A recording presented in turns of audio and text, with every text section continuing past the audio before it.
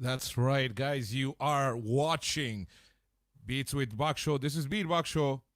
And of course, that's Betablock3r playing in the background. You're going to get them in just a little bit. Stay connected. Make sure you share this.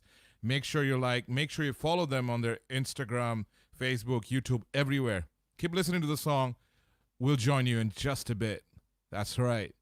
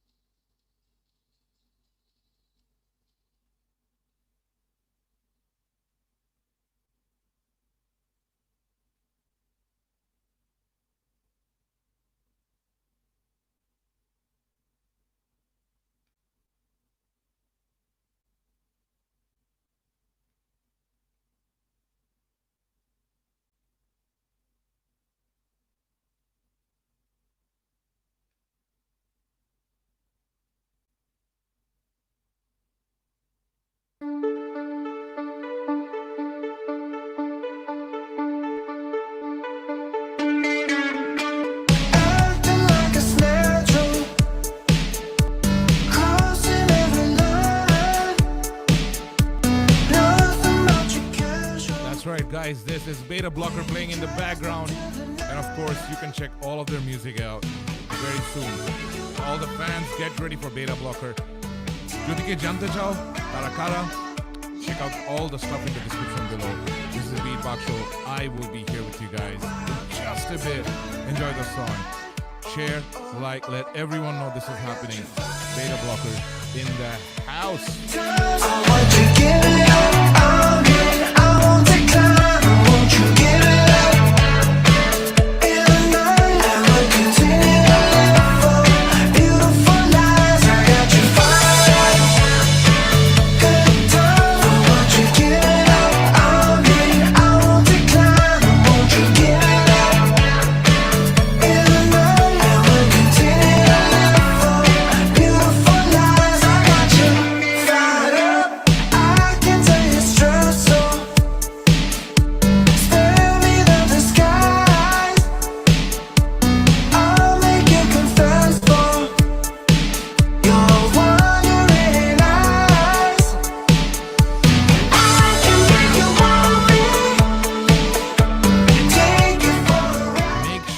Comment and of course shower them with some love, man.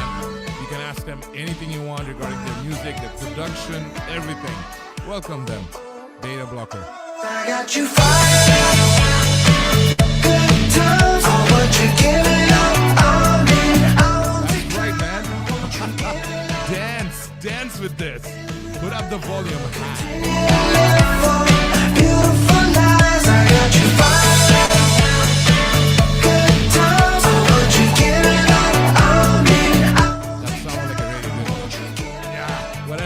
Enjoy. Beautiful lies, I got you.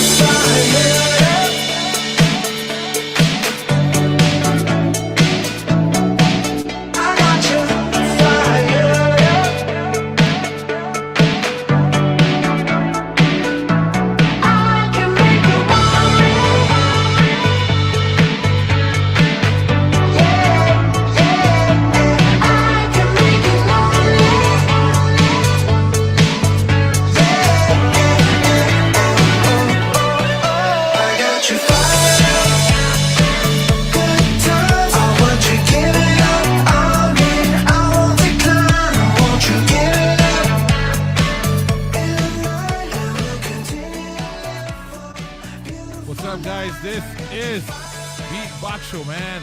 Yeah, of course. চলে আসলাম আজকে আমরা একটা জোস amazing দুটো musicianকে নিয়ে, and of course you're watching. Well, for today it's a different version. You're hearing us on Beats with Baksho, and it's gonna be super mad, super awesome. I'm super excited. I love these guys, and I've been searching for them for a long time. Well, we got in touch. My point being is, অনেক ঘাটতাম, অনেক music খুঁজতাম, and stuff with Bandcamp, YouTube, and suddenly I found them. And at the same day, on the same, actually, like, I don't know, 4 or 5 hours later, MKBHD puts up a video, and their song starts. I'm like, whoa, what a coincidence. Anyways, let's do this. Let's bring in Ryan and Chris right here on Beats with Baksho, Betablock3r, ladies and gentlemen. What's up, guys? Hey, how's it going? What's up, Baksho? How you doing, brother? Doing good, bro. Really happy to have you guys here, and we already have people commenting and stuff. And I'm really sorry uh, for the little mishap in between. And someone asked, why aren't our faces here? Why aren't there any video as well? That's the style of today's podcast. And of course, I'm, how should I put it? Going with how Betablock3r actually does their stuff. As you can see, there's a persona that both of you carry. The masks that you have on, which I'm going to ask you about, of course. First of all, welcome, as I already said. But let's kind of do this, Chris and Ryan, where those who do not know you, they kind of hear about you for a bit. So let's kind of do like a small introduction about Betablock3r. Sure. Okay. One of you. Oh! You want us to introduce ourselves, like as in like? Take it away, Chris. Okay. Well, we're sort of a indie electronic electro pop duo. I don't know what category actually. It's always hard when people ask what genre we are. I'm like, I don't know how to answer that, to be honest. But we're a duo. We grew up in California. That's where we're from. So we live in the States, and we've been writing indie electronic music for, oh my gosh, Ryan, when did we start? 8 years ago? 9 years ago? Yeah, I think about 8 years ago. Wow. Yeah. Yeah. So Yeah, we started off originally kind of focusing on remix work, and we were doing that for probably like 2 years, Chris. yeah, 2-3 years. Yeah, we started out in the remix game originally, and then we started writing our own music for many reasons. But yeah, remix is what kind of got our name out there at the very beginning. Mm-hmm. And remixing is great, man. Anybody who's learning production and they want to get into songwriting and stuff like that, Right. remixing is such a great way to get into that. And you really sharpen your skills. You have really strong vocals that you can work with typically, and it's just such a good way to get into songwriting. Yeah, I agree. So basically, the first things that you did, as you just said, was the remixing that you started off with. One track that I really like is the one that you remixed by Sir Sly Gold. So yes, that was a big track for us. Yeah, that was a while back. That was probably one of the first. I think we had been remixing for maybe a little over a year and a half at that point, and yeah, that song was cool. It actually our remix got picked up in a Cadillac ad campaign for about 3 or 4 months. So that was like one of the first things we did that like kind of got us some attention, and yeah, it was cool. It was a very different vibe from the original version of the track, which we kind of like doing when we're doing remixes. Is maybe if the song's like more melancholic or if it's more happy, we try to maybe do something a little different with it. And yeah, it was a lot of fun working on that song. Yeah, our basic premise for starting a remix, especially during that time, was whatever the vibe or feel of the track is, we would go the exact opposite direction. And that way it was never expected. The thing that we did, it's not, the artist never saw that coming. And so it's always good when you do that because they're probably getting, especially if you're, you're writing for other people and they want variants and they want different flavors of sound. And a lot of people are sticking to the feel of whatever the track is. So when you're writing something different to them, they're like, oh, this feels special in this way and it stands out. Yeah, and so the approach we would take, there's a lot of different ways to do remixes. When you're doing remixes for artists, you get presented with, the individual components of the songs, the stems as we call them. So you have your vocals separated from the drums, separated from the synth, separated from the guitars. So you can kind of like decide what you want to work with. Do you want to Mhm. use some of the original components? Do you want to not use any of the original components? Maybe just parts of the vocals, and Right. that's typically that's typically the approach we would take. We would usually just use the vocals and rewrite all the music just to try Yeah. to give like a unique spin on the track. Yeah. Just Mhm. scrap everything and just write the music from scratch. So it's kind of like, well, did you actually get any, how should I put it? Kind of like a, say, Sir Sly or anyone, Paulina, anyone, any of the tracks that you did, and they were like, bro, oh my God, wait, I never imagined it like this. Did you get a call or kind of like a buzz from any of them? So Um, when we send this stuff, usually it's kind of funny, man, because you always think that like the artist is like, uh, especially when in remix, you think that the artist is like, oh, I love it, but it's always management. Like their manager talks to your manager, and Mm-hmm. vice versa. There's like this level of obscurity that it's kind of very funny, especially the more established and like the yes, more that's what I was gonna industry. say. Because Yeah, when we yeah, were starting off, we were doing remixes for like very established artists. Um, I think the first remix we did was for Ellie Goulding. So we heard back from the management that they liked what we did, but we were never in contact with the artist. We did a remix for uh, a group more kind of in our scene called Televisor. I don't know if you're familiar with them, uh, Nah, but we I heard back haven't. from them directly. They left like a comment on our page. We started following each other. But yeah, when it's more established artists, maybe we got a tweet here and there. Like I think Matthew Coma, we did a remix for him, and he started Right. following us. Um, he's but very nice guy actually. Yeah, yeah, yeah, he's a very um, nice guy. yeah. A lot of times it was just like we'd hear back from our manager, like, "Oh yeah, the writing camp over at Ellie Goulding dug the track," or Yeah. like the writing camp over at Selena Nice. Gomez dug the track, and it was like, okay, cool. I guess that's some good feedback, but I rarely. I would say I would say though that the artist ultimately does pick. Like Yeah, they yeah, it's obviously their choice, So when Mm-hmm. but usually their team is the one that reaches back and they're like, "Oh, she loved it," or he loved, whatever. And so um but it's kind of funny how impersonal that process can be sometimes. And that's just a weird industry inside thing that people don't really know about. Yeah, I mean, imagine if XYZ, whoever the artist is, probably never Yeah. heard of you guys for like 5 years, and you probably heard from the management. You're like, damn man, they like it, but you meet up with the artist and they're like, I didn't hear it. That would be so awkward. I know, But right? Yeah, that's and hilarious. it could very well happen. That's Yeah. the funniest part about that comment is that I could see that exact situation happening. Yeah. Yeah, absolutely. Man. Yeah.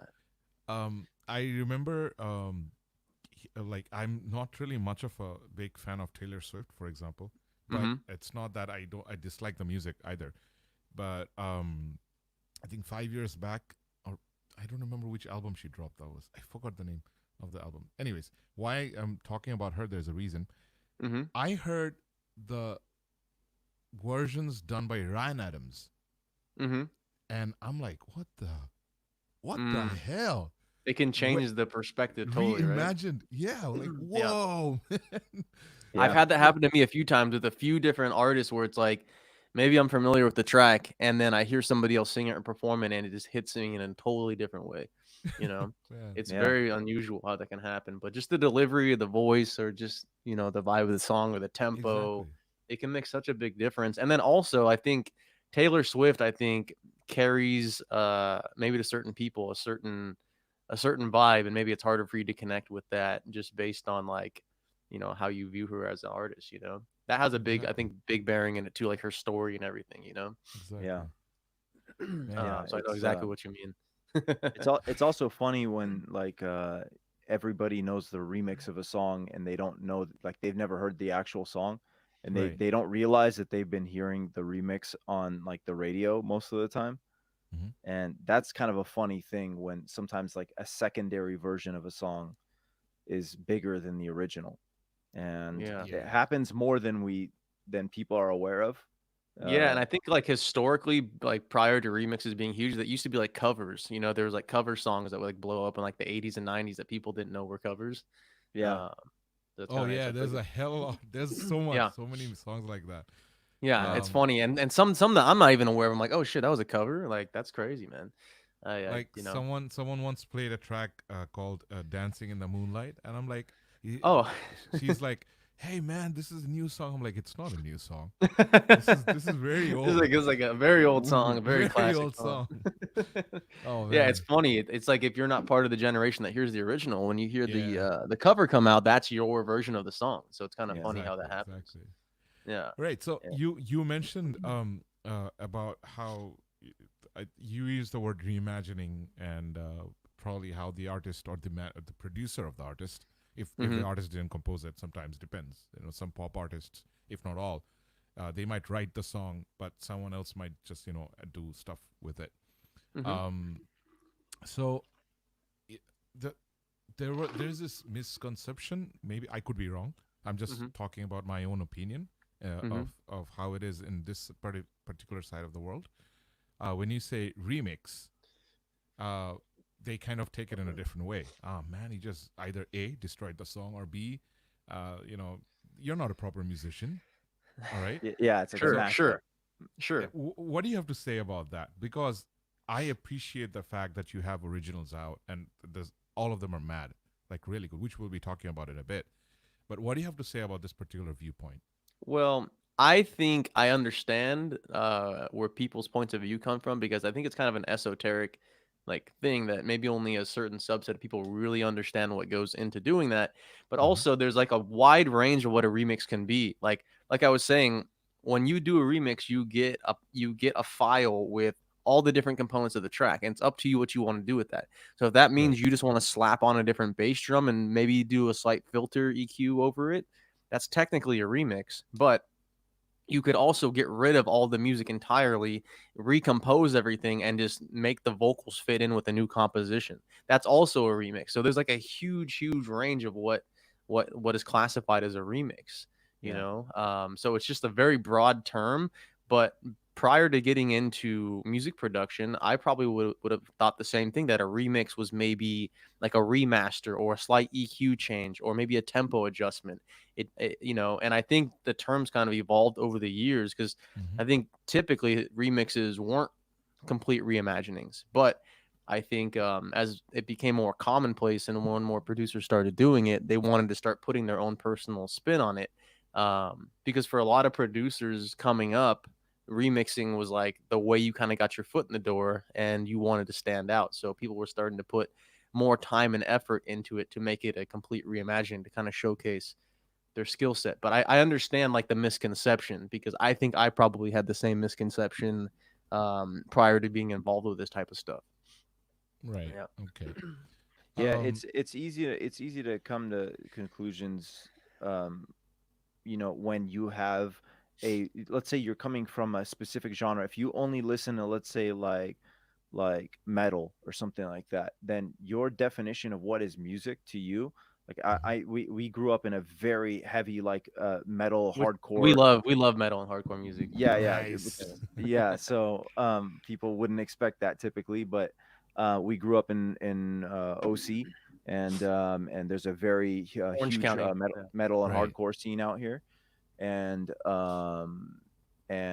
so because of that, a lot of people who only listen to that, their view of music was very myopic. I've been listening to electronic music for decades now. Like See, since I was I a used kid. to be one of those people he's talking about. I used to be involved in the metal and hardcore scene, so my point of view on music was very narrow. You know. Mhm.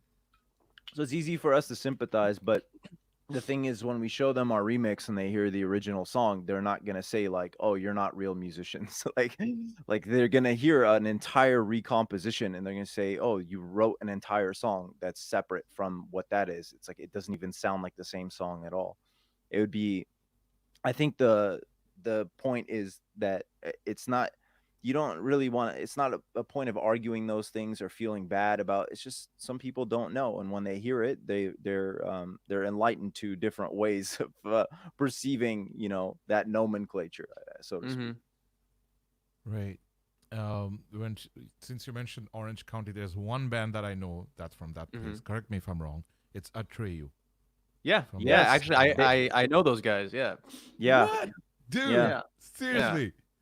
Man, Yeah. I Yeah. love their stuff. I mean, it's like good. And there's a lot of yeah. other We bands. we grew up with like, so they were a couple years or maybe 5 or 6 years Yeah. older than me, but I was in a band, a metal band, hardcore band, and we were kind of rising to prominence and touring and stuff like that. And we were friends with Dan Jacobs is the guitar player, or one of the guitar players. We were friends with his younger brother Joe, and one of the guys in my band was actually pretty close with all those guys. So we would hang out occasionally, and then yeah, they really blew up at a certain point. But it was fun, kind of like that period of time when they were kind of getting out of high school and playing shows, and there was a really big buzz around them. It was super fun. And then yeah, they got pretty big for a while. Was Yeah, not man. expecting Atreyu to come up at Yeah, any yeah, I point. was not expecting that. That's hilarious, man. Yeah, we love those guys, man. We have like a huge we have a metal scene in Bangladesh as well. One of our the bands went to wait, I keep screwing up the name. Wacken. And they're called Trainwreck. So all of these bands here, they actually follow a lot of bands, not just in America, from all over the world. Atreyu is one of the bands we also like. There are loads of other bands, but wow, it's great. It's good to know. You never. I didn't expect you something like I grew up with them, or you hear them. Like anyone, this is one good point that you brought up, though. I'm not a point, but kind of like came into the conversation. You guys, the type of music that you do, but then again, the type of music that you hear or used to hear, listen to, it's probably not the same thing, and you end up making a completely different type of stuff where you wouldn't actually generalize that into a particular genre, as Chris just said a while back. But then again, we just spoke about some metal scene from Orange County, for example.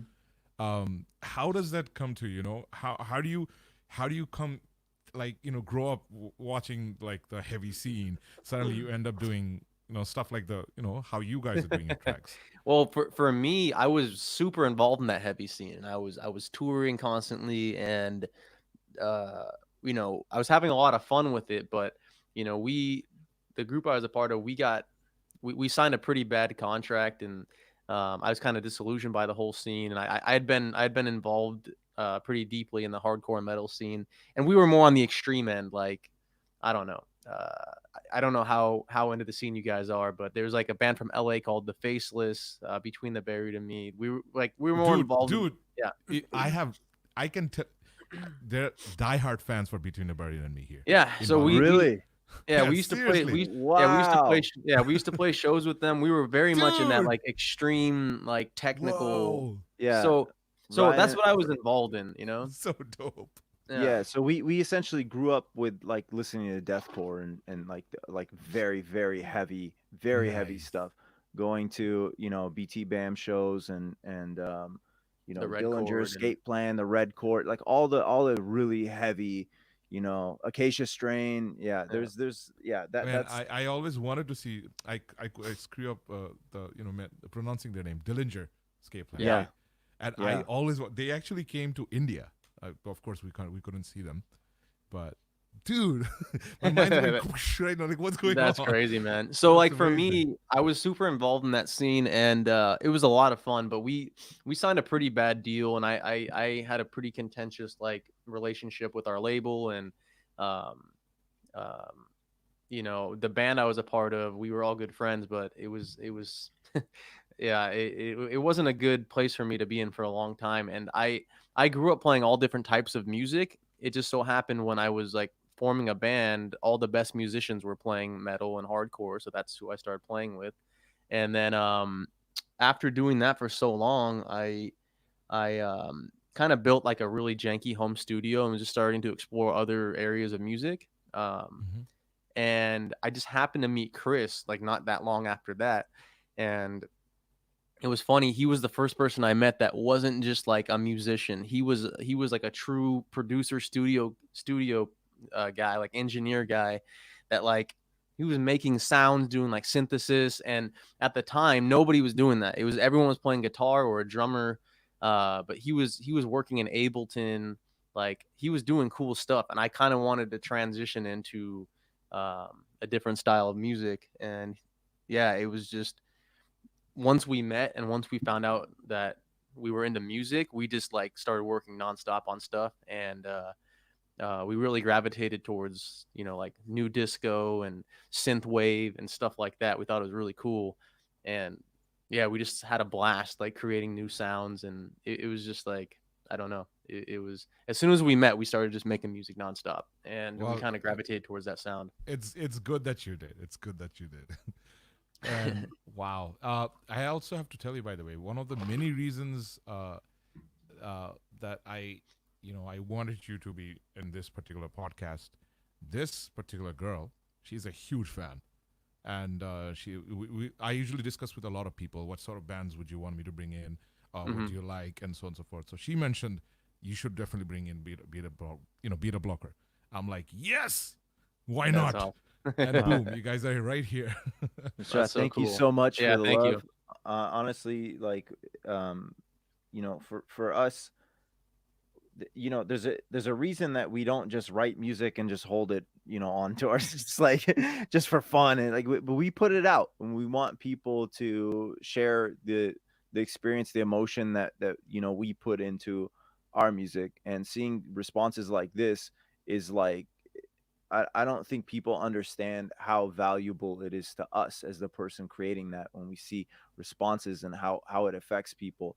It's so motivating. It's so, I don't know. That's really what it's about, you know? Yeah. Like, we create to share, and have these experiences that we can share with people, and just seeing that response is everything.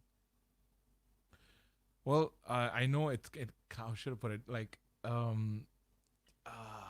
you're sitting right now on the west side of states, and suddenly someone calls you from, I don't know, Malaysia, and goes like, "Man, we love your song." You're like, "Wait, what? We have fans in Malaysia?"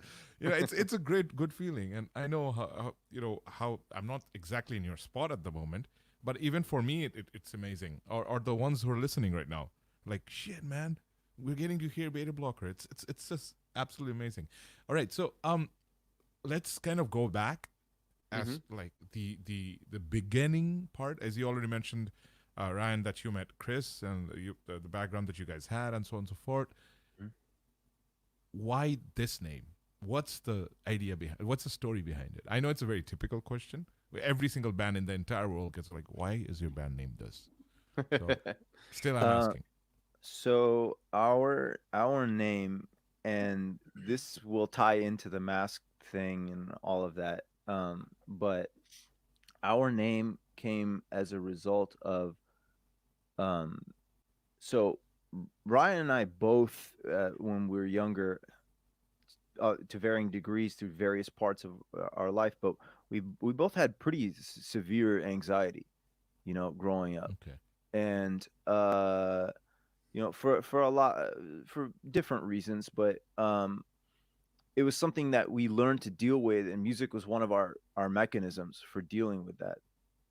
And we became much better people as we honed our music and our artistic expression, and it made us more calmer, and more balanced, and well-rounded individuals, and so beta blockers as a drug are used as a sort of anti-anxiety type of medication. They're also a heart medication, I guess, for people having Yeah. yeah. Yeah. So, Because if you but search that without the three, then it turns out into like a medical thing on YouTube. Yes. Yes, yes.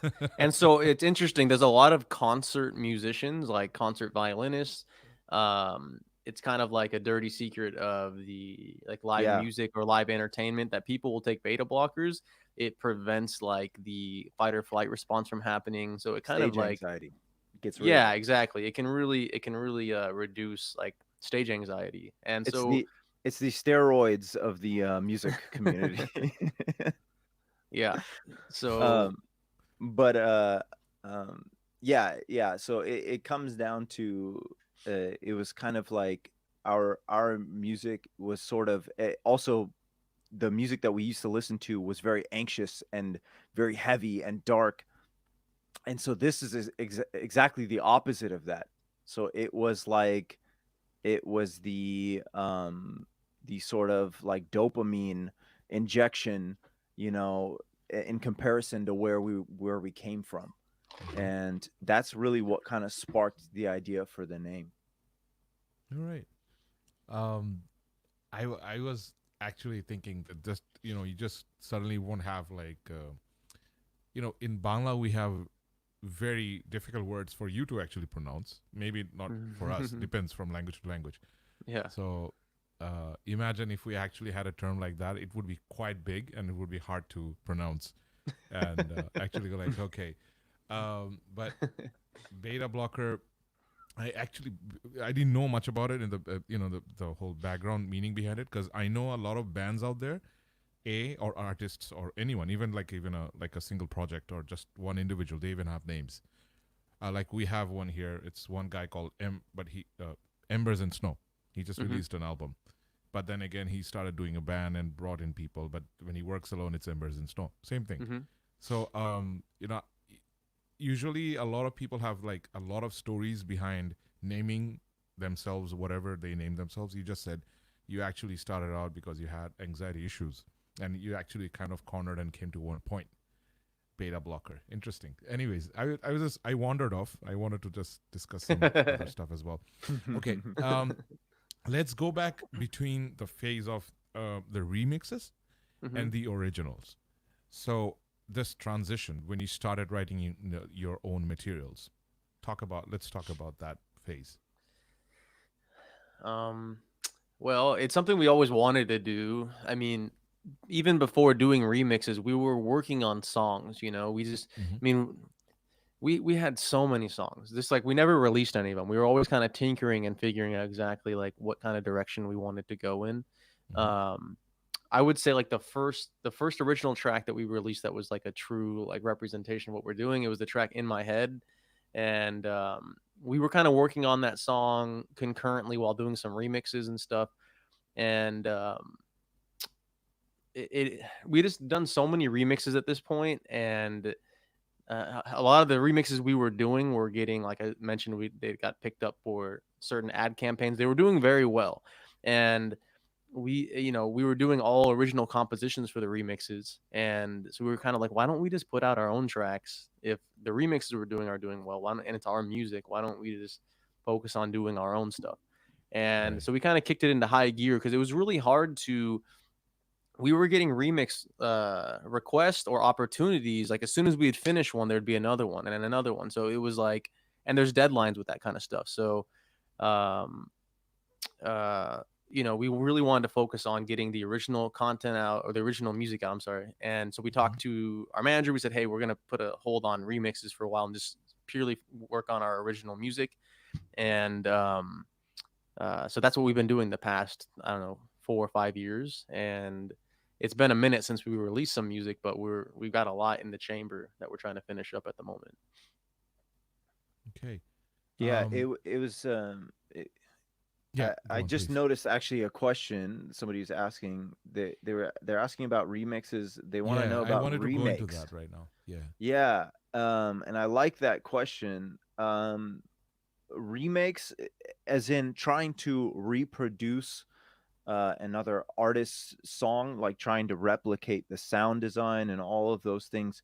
These are it is a great learning tool. However, I would recommend that if you want to get better at songwriting and you want to make your own music, what I would do is take the structure, the essence of a song, and try to replicate that in your own way. So if, for example, you like a song and it has this really aggressive bass tone, and like it's very open and airy in other places, and it has a really kind of catchy vocal, you can use those building blocks and say, okay, I like these building blocks. I want to try to maybe replicate the timbre or tonality of aspects of the song Mhm. and recreate that for myself. I think that would be a better way to approach it than as opposed to just remaking somebody else's song, because then at the end at least you end up with your own song, Yeah. and it's something that you can put out. But if you're essentially doing covers of other Right. people's songs, I don't think it gets you as far, and it also your mind is not as active in the writing stage.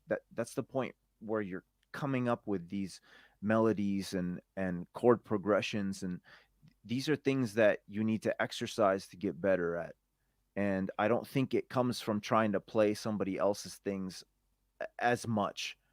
You need to develop your tools to be able to put those pieces together yourself. Okay. He just responded. Yeah, if you are gonna remake a song, like how you said you remade the Senorita song, and it made you realize all the different notes, yeah, it can help you dissect songs and really, really like get down to the nitty gritty of what's happening. Because a Mhm. lot of times there's like different sounds happening beyond just drums and bass.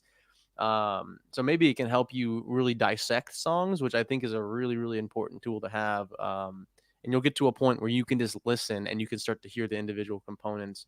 Um, but I agree with Chris largely that I think if you're inspired by a song or you like a song, maybe take some components of it, whether it's the structure or certain sound tonalities, and then just start messing around with it. You'll eventually end up with something that's different than the original, and you can keep going from there and keep tweaking it. That's the nice thing about modern music software is you can keep working on it. You don't have to pay for studio time all the time, and you But, can end up with something really cool. I would like Uh, to ask a question based on that part. I'm sorry, I just Hmm. interrupted. yeah, no, no, go ahead. So, for example, any song that you do, and it's a very basic G, C, A minor, D chord song, whatever, just as basic as it is. Hmm. And but then again, there are classics, like absolutely amazing level of Yes. compositions made just with those four chords. Yes. Depends Yeah. how you play it and how you do it. Hmm. Um, the problem with a lot of musicians, not just in Bangladesh, in a lot of places, I think it depends on how much knowledge you have. I don't mean literally about like music, uh, the whole structure of it or the Hmm. grammar. I don't mean that. What I'm trying to say is like when you actually hear a song, then you go like, okay, I like this tune. I like how the bridge, or Hmm. if he or she cannot say what a bridge is, that Hmm. portion Hmm. of the song sounds like. Hmm. It gives me an idea. I can probably compose a song of my own with Hmm. just that bit. Hmm. The problem is a lot of people think, oh, you just copied that. You just blatantly copied that, didn't you? But then it Hmm. turns out the song is way different. Yes. Wait, all Yes. you did was like, just picked that Yeah. Yeah. part because you took it somewhere. Yeah. Because. How do Hmm. you go against this? Yeah, sorry, proceed. Well, so how do we go against like the idea if you have I guess a part of a building block from another song, create your own from Yeah, it? Like what would how? your rebuttal be for that? Well, I think what are you doing with that? Because let's say you do take maybe some foundational chords, right? Like you were just Hmm. mentioning a set of chords. That's like kind of like the foundation of the song, but there's so much more going on with it. You can add then a different vocal melody entirely. You can adjust the rhythms entirely, and you end up with a completely different song. I mean, it's very subjective, and there is a fine line. I think that's why it's hard to tell sometimes whether the inspiration versus versus like rip off thing is it's a contested topic, and people can generally tell when something is like maybe inspired by versus when it's a blatant ripoff. Um, but I it's a would li- it's I a would li- I would like to bring in something here, like a quick thing. hmm You just proceed after that. Two songs. He just mentioned "Senorita" by how do you pronounce her name? Camila Cabello. Camila, yeah. Camila Cabello. But you know, ding, ding, ding, ding, ding. Oh, did I say that? Right? And Yeah. if you listen to a song by Santana, Mm-hmm. and there's a song that's with Rob Thomas. Yes. It's the same thing. Yeah. If not entirely the same thing, but two different songs. But then again, Mhm. it's got that groove and the rhythm that's going like that. And if So- we did that here in this Mhm. particular subcontinent, any random person would go like, "You just copied that song off," but it's not that. That's what I want to know. And you were So- going towards that. I just wanted to give an example. Sorry. So, okay, one thing that for us personally, anytime we're writing chord progressions or anything like that, we just sit at a piano and jam on it, or like we start from nothing. So Right. we don't listen to something else and be like, oh, I like that progression. Why don't we turn that into no? We start from our own place of inspiration, whatever it might be. So usually it's like messing with some synth tone, and we get something that sounds cool, and then we build a feel around that, and we find the chords that match the tonality that fit that tone like really well. And so we avoid that sort of like, is this an Mhm. interpolation, or is this Yeah. are you copying this? We avoid that by knowing that we started off of that base. That being said, there's only so many chord progressions with the like diatonic scale, and that you can work within. And so a lot of it has been done, unless you're writing jazz music, then you can do some really weird things, and come up with stuff that's unexpected in that way. Right. And somebody was talking about Led Zeppelin in the Yeah. comments Yeah. here. Yeah. Yeah, Led Yeah, Zeppelin. that was one big issue. My God. Yeah, That Led was Zeppelin, something. man. I mean, there's so That's many songs that sound lifted from other songs. Like I think Stairway to Heaven, there's like, but you know, yeah, they had the advantage of already being a massive group, so it's like most people have never even known the fact that they took inspiration heavily from a lot of other artists. I think it's I think what you come to find is that there's a lot of, I think artists they derive inspiration from a lot of other things around them, and that's how it is. But Mhm. yeah, we try our best to kind of start from scratch instead of like, oh man, this is like, have you heard the Bruno Mars song and then the Breakbot song? Yeah, I know. Yeah, Oh, man.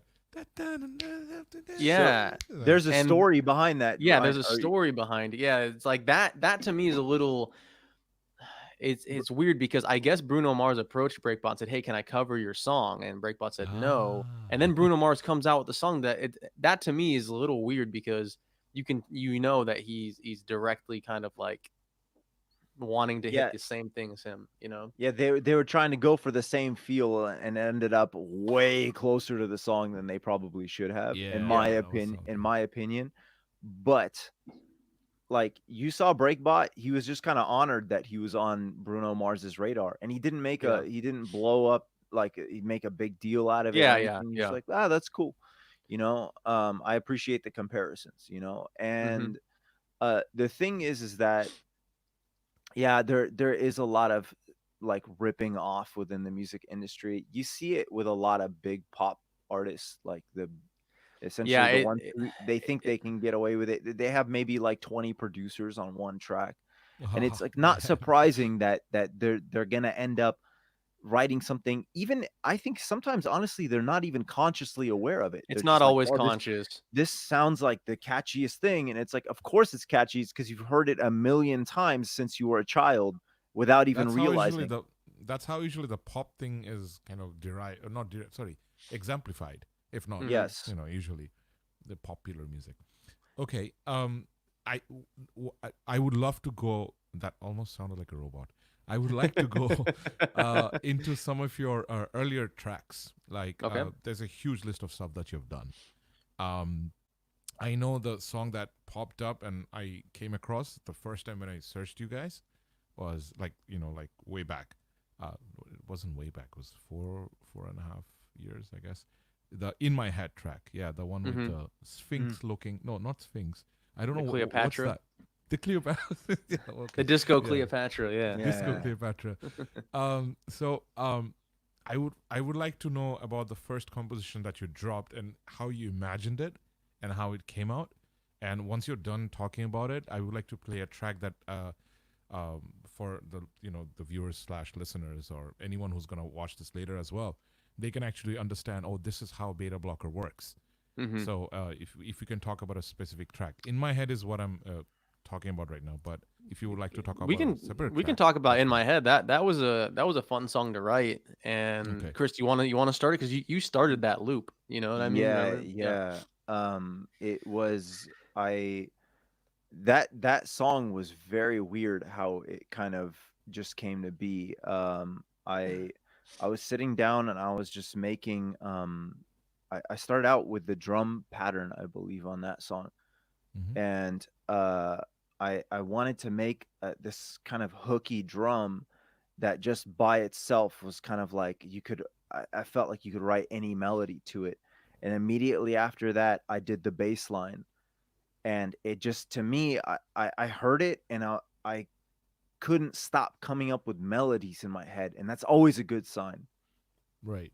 When you're writing and you feel like, oh, I could write a million different melodies with different feels to this, it means that you have something that Mm-hmm. gives you room to breathe Yeah. melodically, with timing, with vocals. I was able to do a lot with it, and it came. I think I wrote that first loop. It took me maybe 30 minutes or something like this, which was like essentially the basis for that entire song. Mm-hmm. And the funny part is that it took us, how long did we spend writing I that think song? I'm not joking. I think we probably spent 5 months working on that song. So Like so 5 months, because like nonstop. And yeah, 'cause Chris originally sent me that loop, and I was like, yeah, this is awesome. The process we usually do, prior to COVID, we would go over to each other's houses. We have home studios, but we would also send Ableton sets back and forth. So Chris sent me the Ableton set. I started recording guitars to it, and we were beefing it up, uh, and then we added the guitars in, and yeah, it took us so long, man. I mean, we were adjusting vocals. The chorus vocals ended up being like, now it's like a chop vocal. It wasn't that originally. We ended up adding that vocoder, but yeah, we were like nitpicking over that song for months, man. and Um, what happened was, and this is a problem with oh yeah, a lot of songs. We ended up overproducing, overwriting the song. we had to go Mm-hmm. back. We took it too far, and then it lost the essence of what it was.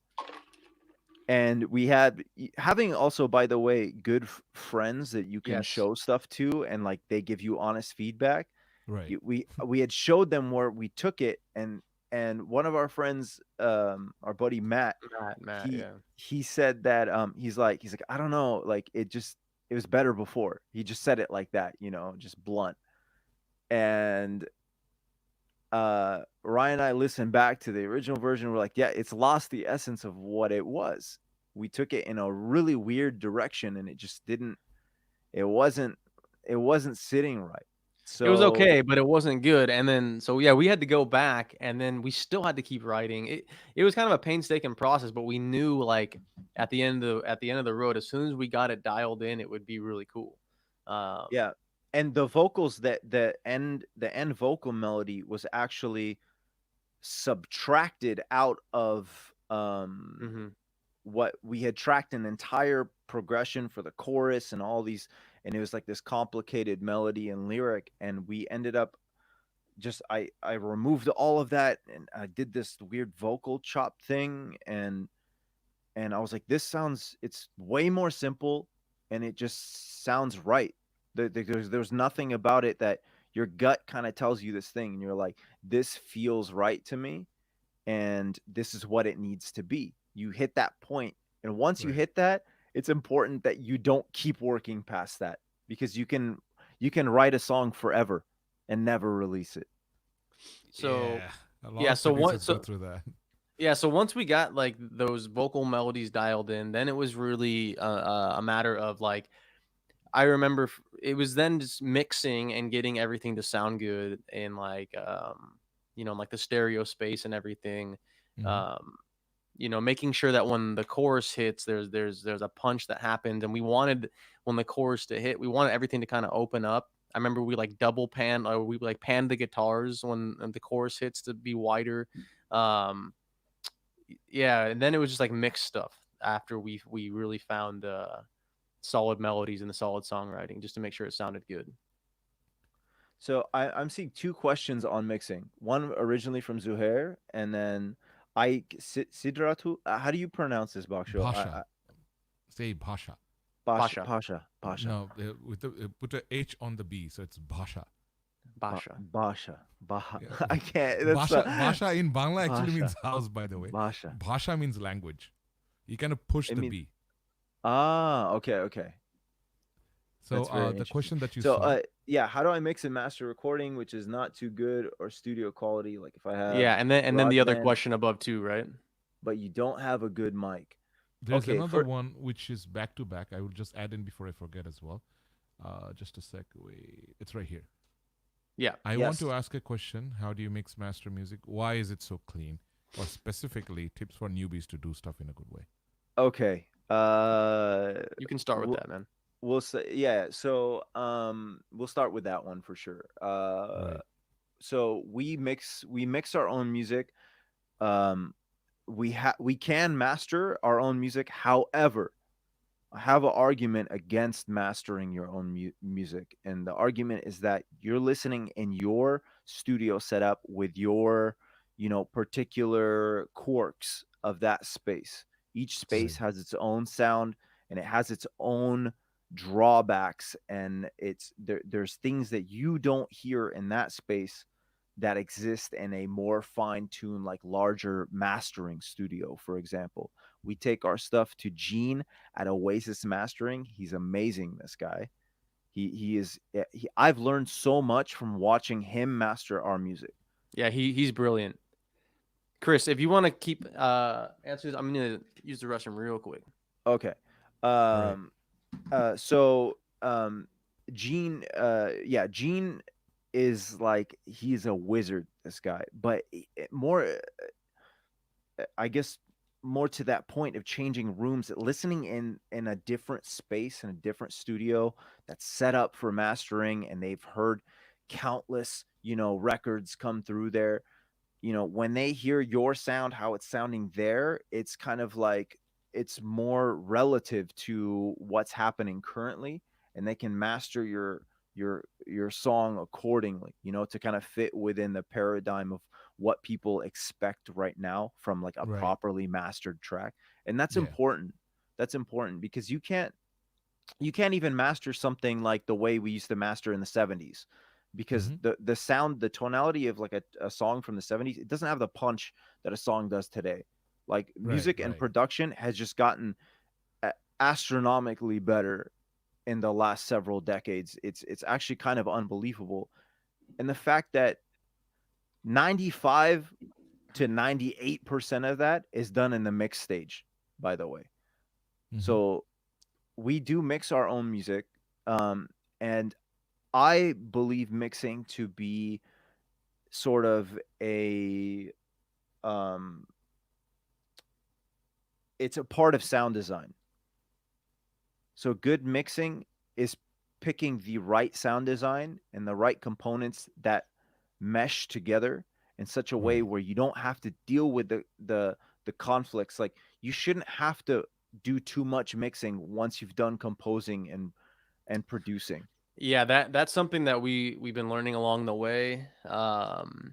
As we're creating our sounds and crafting our sounds, keeping that in mind, is this gonna be really hard to track our vocals to, or you just have to make decisions. Like if we have a certain bass sound that's really awesome, maybe it's not a good track to add guitars on top of, or vice versa, or you got to kind of pick and choose your sounds wisely and know what's gonna like sit Right. well together. And that makes So mixing a lot easier when you don't have to do like crazy EQing to get things to sound good. Yeah, sound design choices first. Mm-hmm. Pick your tonality first. If Super you have a important. very, very heavy, low subby bass, Don't make your kick low and subby. It has to be punchy Right. so it comes through.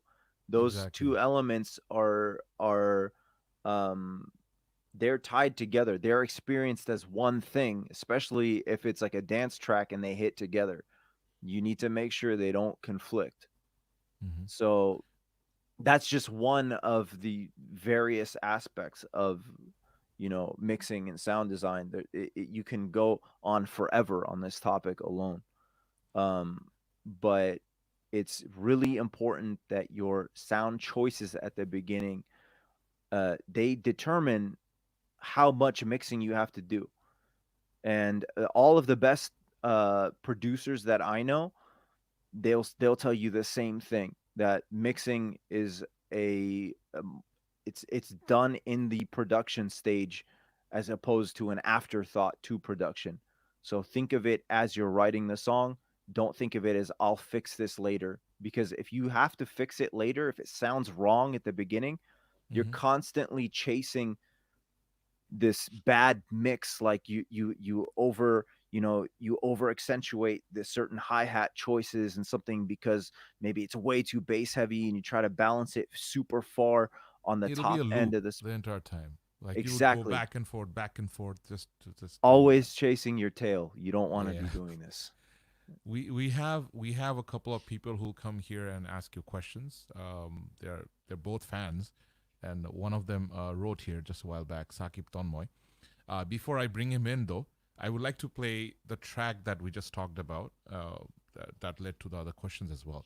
And so I won't play the entire track. For those who do not know Beta Blocker, one of the tracks that introduced me to them would be this song, In My Head. So I'll just play that till just like a bit of it, and everyone else enjoy this, and make sure Beta Blocker is followed and you check out their stuff as well. It's in the description below. So right now we are going to be here just for a bit, listening to some of the tracks and stuff that they did. So let's see what comes up.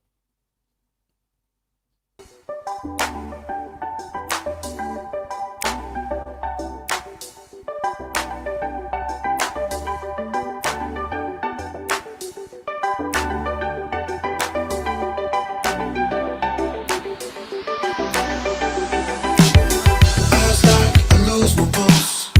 I think I'm gon' comatose. So what you gonna do when I go for broke? You lay back, feeling you. Wanna make a move, better think it through. So what am I supposed to do? I don't think it's hard to see.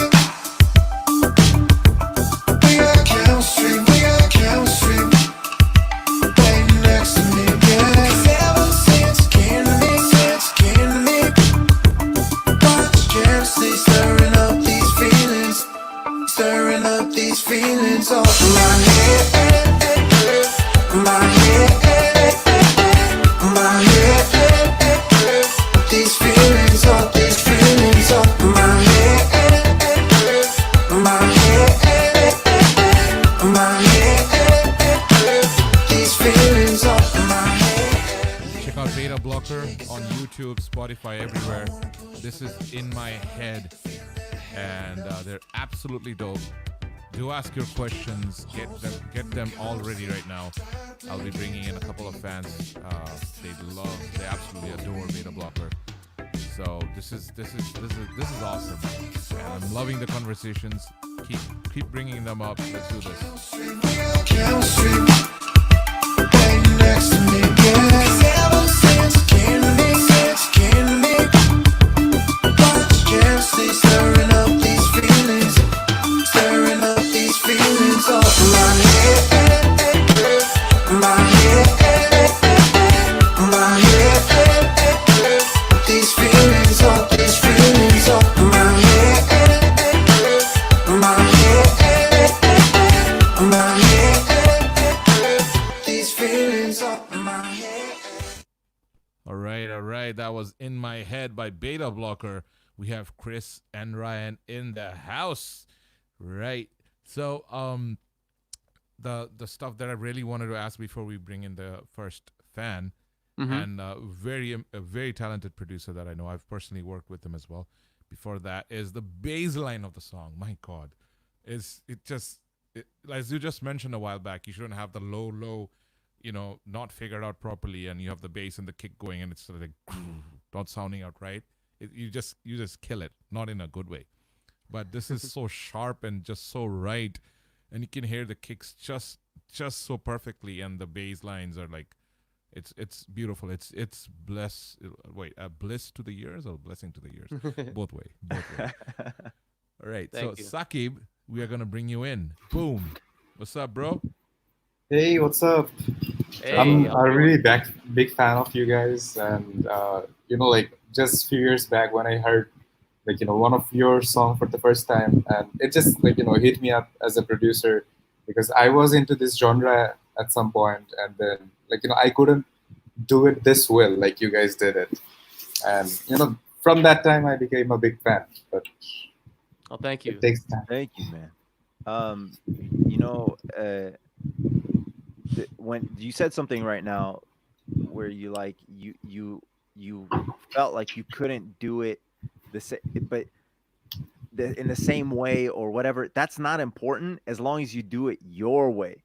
You know what I'm saying? Like you develop your way and your sound, and nobody's gonna be able to do your sound as well as you do it. And that's the thing that matters. People get caught up of like, I wish I could sound like this person at doing this.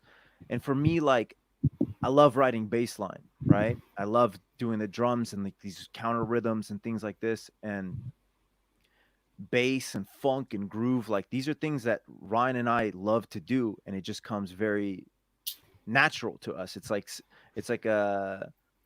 just a subconscious kind of process that happens. And as you're writing and figuring out what that thing is for you, you just kind of fall into your natural, that thing that naturally comes from you that nobody does the same way as you.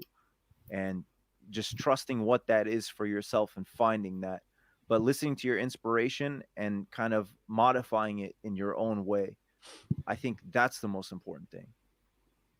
All right. Yeah, that's really helpful insight. But when I started producing, I'm just talking about a beginning story.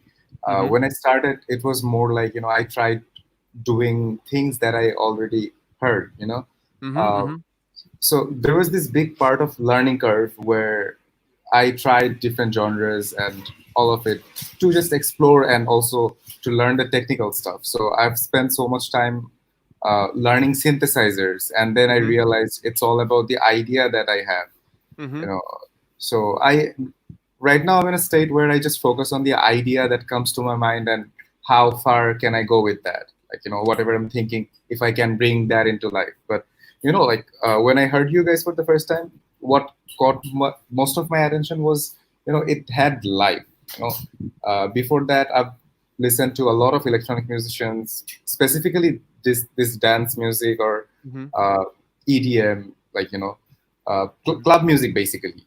Yeah, But yeah. that somehow that had something that I can only listen to clubs, that genre, something like that. But Mhm. uh, in your music, I could listen to that in my office, like when Mhm. I go there and then I take a cup of coffee and then I can listen to this and then I can get back to my work. So that was different, and I felt like things I've composed, it had life, it had my style, the way I do it.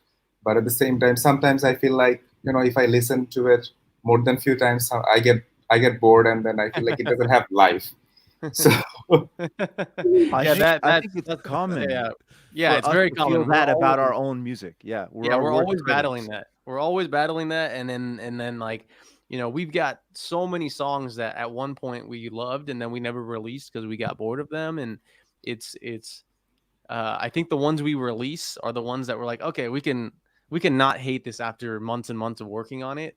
But yeah, it's really hard to not get fatigued of uh the same song you're working on. I used to live in a house with a bunch of roommates, and they would go insane because I would be looping the same section of a song, tweaking minor things for Mm. 6, 7 hours, and they're like, "How can you do that?" And I'm like, "I don't know, dude." But yeah, it's you have to keep listening to your stuff over and over again. It becomes very hard not to start hearing it in not a favorable light. But Yeah. But yeah, you just have to understand that, you know, we're going to be our own worst critics, but that's also a good thing. If you can tear your song apart and then you can build it up to a point where you still like it, um, that probably means that other people are going to enjoy it too, because you tore the song apart. You know what I mean? And you Yeah. really made sure that it satisfied, like, all the things that you wanted to hear in a song. Yeah, by the time you're done mixing a song and you're ready to have it mastered and release and all of that, if you still think the song is remotely decent, then it's probably pretty good.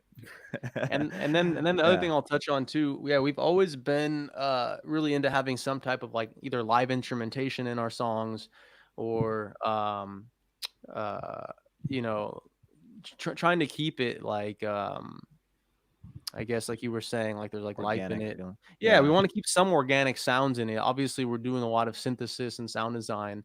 But yeah, we like kind of, merging the two worlds as best as we can, and taking all the good from electronic music and applying it just in songwriting terms, and using the synthesizers and the electronic elements just as songwriting tools to serve the song. And it's a lot of fun, and I think more and more people are starting to get hip to that, and it's you can get really nice sound with it. Definitely. Speaking of organic sounds, and I know this show is a beatboxing centric. There's an interesting tidbit that people would almost never figure out. I don't think anybody's actually figured it out. But we frequently have beatbox in our songs. What? It's Dude. there Like there hi there hats and stuff. there are elements that are produced entirely like hi-hats that I just make it with my mouth and I record it and I just put it in the song. And I'm like, that sounds good. Yeah, Nice. it'll Well, add like a I'm nice gonna counter enjoy the rhythm. songs even more. Yeah. Yeah. So you might be able to like if you listen, you'd be like, wait, Is that a mouth noise? is that like a shaker or is that somebody just going like with their mouth? Yeah, and it's like that's the thing. If it works, sometimes that sound is enough, and not overthinking. Like it doesn't have to be a real high, and that's the beauty of sound design. Right. Is that Yeah. you can really shape things quite a bit. Man, Sakib, you have a lot of amazing compositions and originals, and I know Beta Blocker is like I'm not sure if you guys came to this side of the world or have done shows or visited or even traveled here. If you did, great. If not, definitely you're welcome here sometime in future. Hopefully, after this ordeal goes Oh on. yeah, it'd be great to come out there. So Sakib, since you know the type of music that he does, I would like to kind of like bring in something on the table, because the type of music he does, plus the local music that he knows of, then the type of music that you guys do. Maybe you guys can kind of exchange some ideas, or probably I don't know, in future collaborate or something. I don't know. I'm just talking Sure. off the bat and stuff. So Sakib, if you could drop a couple of Sure. talk I about your can drop originals and some. stuff. Yeah, I can talk about some originals. Speaking of sound design and doing this, sound design is a very technical thing in my perspective. Uh, but at the same time, when I started learning sound design, I started experimenting with instruments that are very organic and you need to feel that instrument to play something like setar, and Hmm. it's an Indian instrument. But Yeah. yeah, so like designing a sound from a synthesizer that sounds like setar and Hmm. giving it that feel, because I can't play setar, but I can do sound design. So there's a like, short catch to this song that I produced, I guess 6 years ago, Hmm. but it had life, like um, if I like drop the link, Just send it to me. can you I'll can you play record it? it. Yeah. Yeah, you can actually screen share it. I can play it in the background, but it has to Uh, be the audio. all right. So I'm just giving you a link. That will be easier, I think, All right? right, just do that. Anyways, ladies and gentlemen, Beta Blockers here. You can definitely ask questions and check out their the audio tracks, the videos they have, and of course we'll be talking about uh their new originals that's coming out. Hopefully, sometime in future, we'll definitely talk about that. We also have another person in line. We'll be bringing up on screen. They are. It's wait. Am I saying it right? Is it? What time is it in States right now? Is it almost noon? It's almost noon. We're about 30 minutes to noon. It's 12:30 a.m. on our side. It's like past midnight. 11:30 here. Well, yeah, it's 11:30 here. All right, and everyone who's here, just bring in your questions, and we have Saqib here, of course, huge fan. Plus, it feels good because I know the type of music that he listens to and does at the same time. But here, having Beta Blocker. Sorry, I keep saying Beta Blocker. Stupid. Beta Blocker on the podcast. It feels really good. All right, so I'm about to play a track called "Spending Time." I don't know if you can hear it. Boom. Wait. Not the yet. We can't hear it yet. Hey, that's strange. It should be on right about now. Nah, the audio is not working for some odd reason. Oh, of course it's not working because it's on mute. Just a sec. Let's do this again. That'll do it. I restarted my end. There you go. Let's listen to it.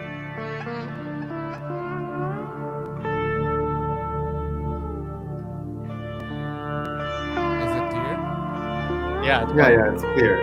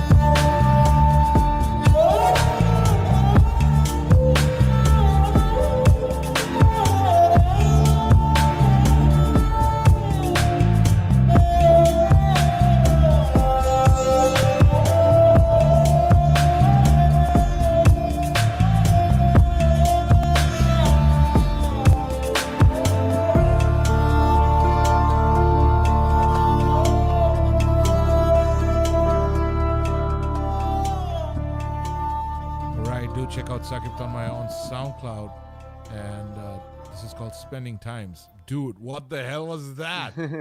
What was that? I've got questions. Heard you do that before. Yeah. Okay. So you synthesize the sitar? Yeah, it's not like 100% synthesized. It's basically at first I played it with my guitar, and I tried redoing the midis, and then on top of it I did some modulation of the sound from the guitar and some resonance and stuff, and then I did all the automations of pitch and almost more than 20 plus parameters, and Mm-hmm. it's the result. And I took so much time just to make it sound realistic. And sounds great, man. The tough part was, I think we have heard till the middle of it, but it ends with a solo, like a setar solo. So that was the part where we had. I can play that part. Hold on. Yeah. Right, I mean, no, it's not. That was probably very labor intensive for a solo part. Oh my gosh. Yeah. Going in right now. It's Okay. the last 30 seconds, I guess.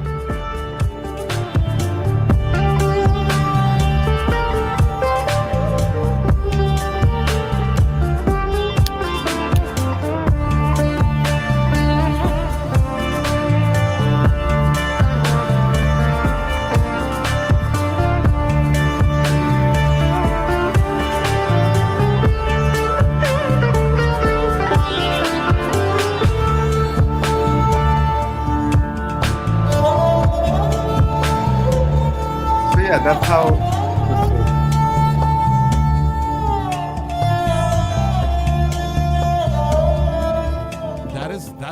Esraj. Yeah, How did you bring in Esraj here? the Oh, pitch so modulation's like really good. Yeah. Yeah. So- Yeah. Wow, man. I mean, to make it sound realistic, it was not easy, and I had to watch like hours of sitar playing tutorial to understand how actually it's being played. You know, it has a drum-like pattern, like mostly rides and crash-like pattern, like every single. It's more like 4 bits after this sound, and then you on top of that you will have something as a lead or something.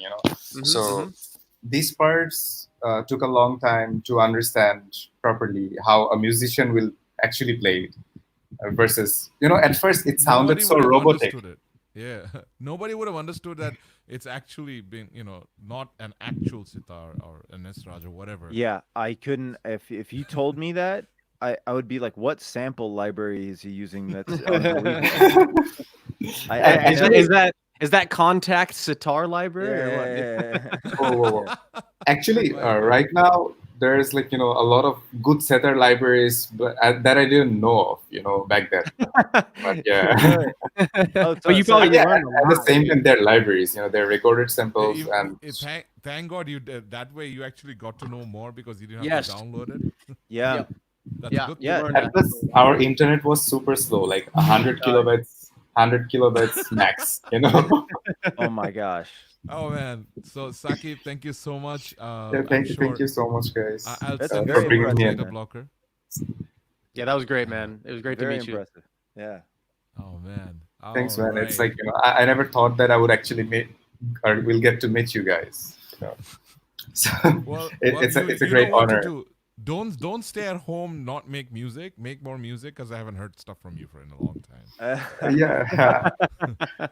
So yeah. Keep Yeah, making it's been a music. while. It's been a while. I'm making a lot of stuff, but it's just there. I'm making it. I'm making more, but it's Oh, yeah. I'm not just putting it on the web. Let's do Uh, this.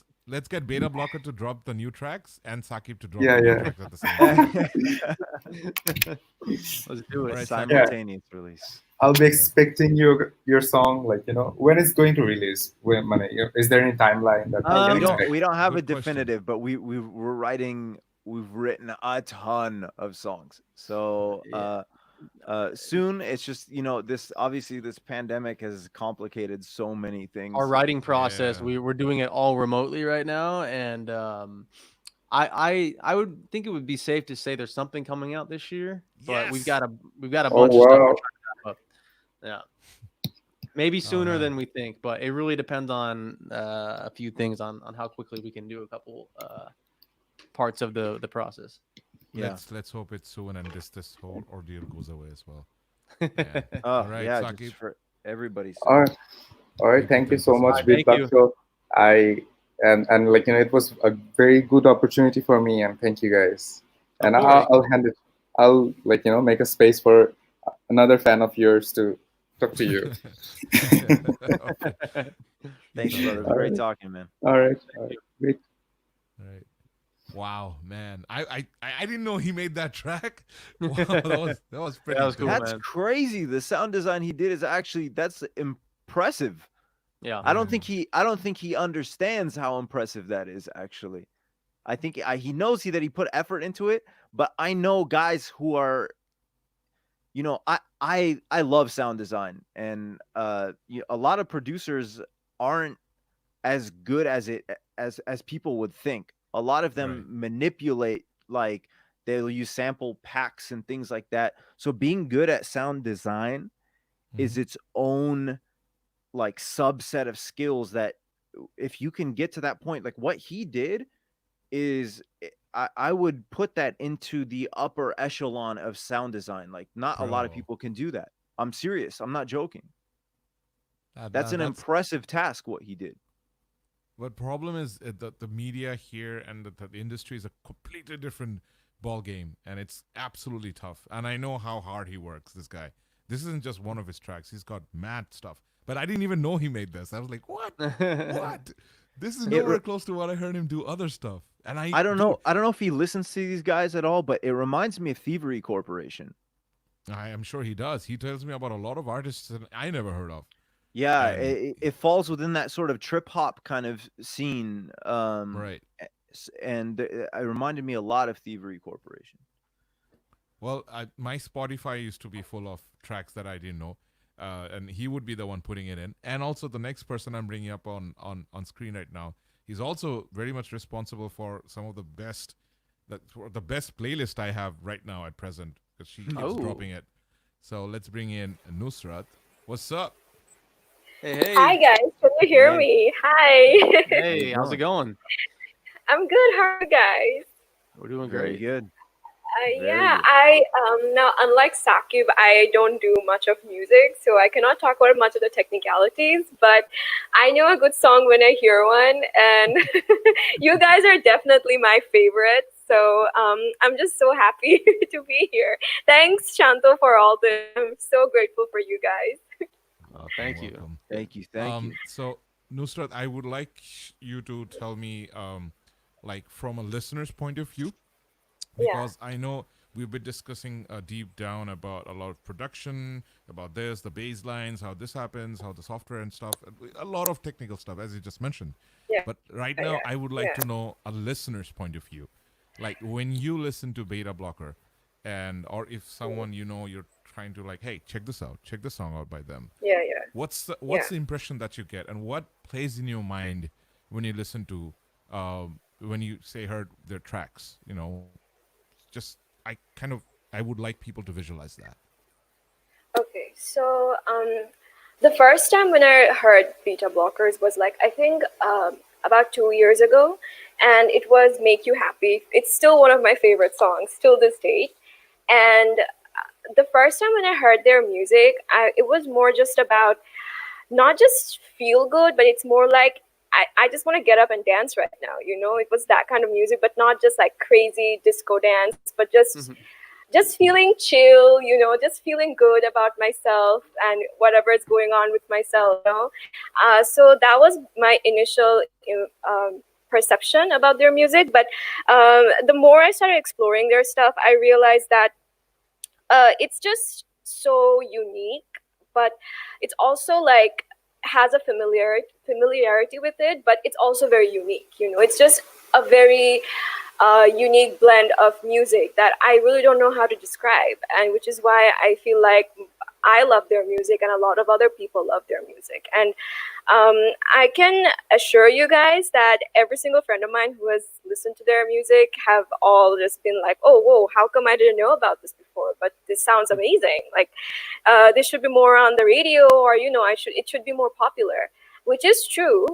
But yeah, I feel like that's the thing about it. It's more like, oh, okay, so wow, I didn't know this existed. That's usually the first perception of people when I introduce beta blockers to them. So I wish I could describe it better, but yeah. It's Usually hard to describe. I just feel amazing whenever. Yeah. And yeah, you guys, I have your music on every single one of my playlists. I'm not even lying. It's so true. Like you guys have no bad songs. It's crazy. Thank Thank you. you. Thank you. Honestly, that's like, I mean, honestly, we're honored by the compliments that everybody is just super positive. It's amazing. Yeah. You did say something though when it's kind of funny, but you said it's familiar but different. Yeah. And Yeah, it is. and I've had other producers actually tell us the same thing. They're like, your guys' sound, it sounds like it's like it feels like you've heard the song before, but you've never really heard that song or anything too similar to it, even though we fall within a certain genre, but we sound, I think, a lot different than most of the bands in our genre. Yeah. And I think for Ryan and myself, we take the elements of like funk and disco and dance and pop and all of these things. We take the elements of it without chasing genre. We like to write things that are just based off of feel. So we try to not think about like, oh, how is this gonna sound compared to other things we wrote. We just kind of write it, and It's what naturally comes from us. So I think that sound is just more of our interpretation, our experience of Hmm. those feelings, and we try Yeah. to exhibit those feelings into sounds that you know that make us smile, that make us want to move, and it's Hmm. very subconscious to Yeah. us. And I think it should be for a lot of people. When you listen to music, you shouldn't have to think about, like, oh, is this song good or is it bad? What do I Yeah. think about it? It's like, no, music isn't experienced that way. It's just something that we feel. It's innate. It's predates language. Music is our first Yeah, language as human totally. beings. And Oh yeah, so so true. it's a universal thing that's communicated. And I think each one of us experiences it in a different way. But I think that what you're talking about, that familiarity, there is something Yeah. about our music that we want it to feel nostalgic for a time that never existed, for a Yeah. Yeah, sound that I never get that. existed. Yeah. So Yeah. you kind of nailed it on the head with that, to be honest. That's Yeah, I feel like we get a bit of everything when it comes to your songs, like a little bit of funk, a little bit of pop, a little bit of disco. Like we get all of it, which really makes it like an amazing blend. And I don't know how you guys do it, but it's just amazing. Thank you, thank Yeah, you. that's super nice too. It's a good feeling as well. If you listen to a song or a melody and you just Yeah. want to, like, you get lost somewhere. That's always something. And especially, everyone doing whatever they're doing, we go through so much. And Hmm. one song comes up, you're like, yeah, man, just hit the spot. Just hit the spot. Yeah, just bop my head for So a while and get back to work again. Like Sakib said, he was actually pretty correct. Like even I had this periods when I would just be just exhausted and I would just turn up, put my playlist on shuffle and maybe um, say we're cool or some other song of your guys's just comes up and I'm like, yeah, okay, I'm gonna be done after this song ends. And yeah, that's usually what happens. It's so true though what Shamsu just said. yeah, man, this feels really good. Thank you so much, Nusrat, and it feels really Yeah. awesome. Yeah, thanks for taking the time to come on and chat Yeah. with us. Thank you Really so much, appreciate it. guys. And also, I have a question. Yeah. Why aren't you guys Yeah, more please do. active on social? Yeah, why aren't you guys more active on social media? Oh I God. wish you guys were more active. That's a That great is question. a very good question. Why? Why? I'm gonna Our, take our I'm gonna take the blame for this. our I'm gonna take manager asks us the same Yeah, thing, dude. We yeah. frustrate everybody around us that we're just like, I I have what you call a hate relationship with social media. It's tough because uh to be honest, the way we want to engage and do social well, media yeah, that's a requ- great point. Like, sorry to interrupt. Like this platform we're on right now, we really enjoy. It's like a oh, great this is beautiful. conversation. Yeah. And I don't know, we just we enjoy like long form things, and I don't know, we if we're gonna do something, we want it to be substantial, and if we're gonna post on Instagram, we want them to be beautiful pictures, and we want to curate stuff. um I guess we have a hard time just doing things like quick and keeping up with the daily like regiment of releasing, and we have a hard time with that. I guess we like curating things so much and really like making sure that what we're putting out there is very stylized and stuff. It doesn't lend itself to um To being quick super active all selfies the and time. yeah. Yeah, yeah. Unfortunately, Unfortunately. but the to kind of talk in the direction that we want to be going is we will be spending more time on those things. We just want to do it in a way that's bringing something different. Like we want, for example, like when we post stuff to social media, if we were posting videos or photos or anything like this, like we want it to be an extension of the music. So like when you listen to music, you watch the visuals and then it emotes a feeling for you that's like that makes it different than just listening to the music by itself. Right. So we want to bring something that's enhancing the experience of you absorbing our art, our music. That we want it to be something that's not just for the sake of promoting ourselves, but something that brings something different to the table for everybody who cares and listens to our stuff. The level of detail that we put in our music, we kind of, we don't really have a choice. We have to put it into the other things that we do. That just means that they take more time. And We're not really so sure how to interact on a daily basis with social media. To be yeah, honest with you. We don't really know yeah, what to do, so we But just kind of sit there. you guys need to do something, because like, well, me Yeah. and Nusrat, we listen to you guys here, and I'm sure a lot of you, I'm not finding the right word for it, depriving, yeah, a lot of it, they're actually not being able to Yeah. hear you guys. Some part of Yeah, the yeah. world, Like they're like, you guys, probably don't. yeah, Yeah. you guys have a lot of potential fans here, is what he's trying to say. And Yeah, in parts of the world as well. Yeah, they probably yeah, don't know Beta Blocker definitely. exists. Yeah, So exactly. We're yeah. not really So sure how to approach it. Like it's weird. Like I feel like yeah, I don't think Chris or I are very good at navigating like the social media landscape, and it's unfortunate because I've been parts of like other bands in the past where all I did was focus on the music, and there was other members that were very savvy with it, and they just pushed it along, and it just happened. And Chris and I are both just like so focused on the songwriting aspect. When we link up or talk every day, it's just about let's work on lyrics or production. We don't even have conversations about social media, and I think it's to our detriment. And I don't know.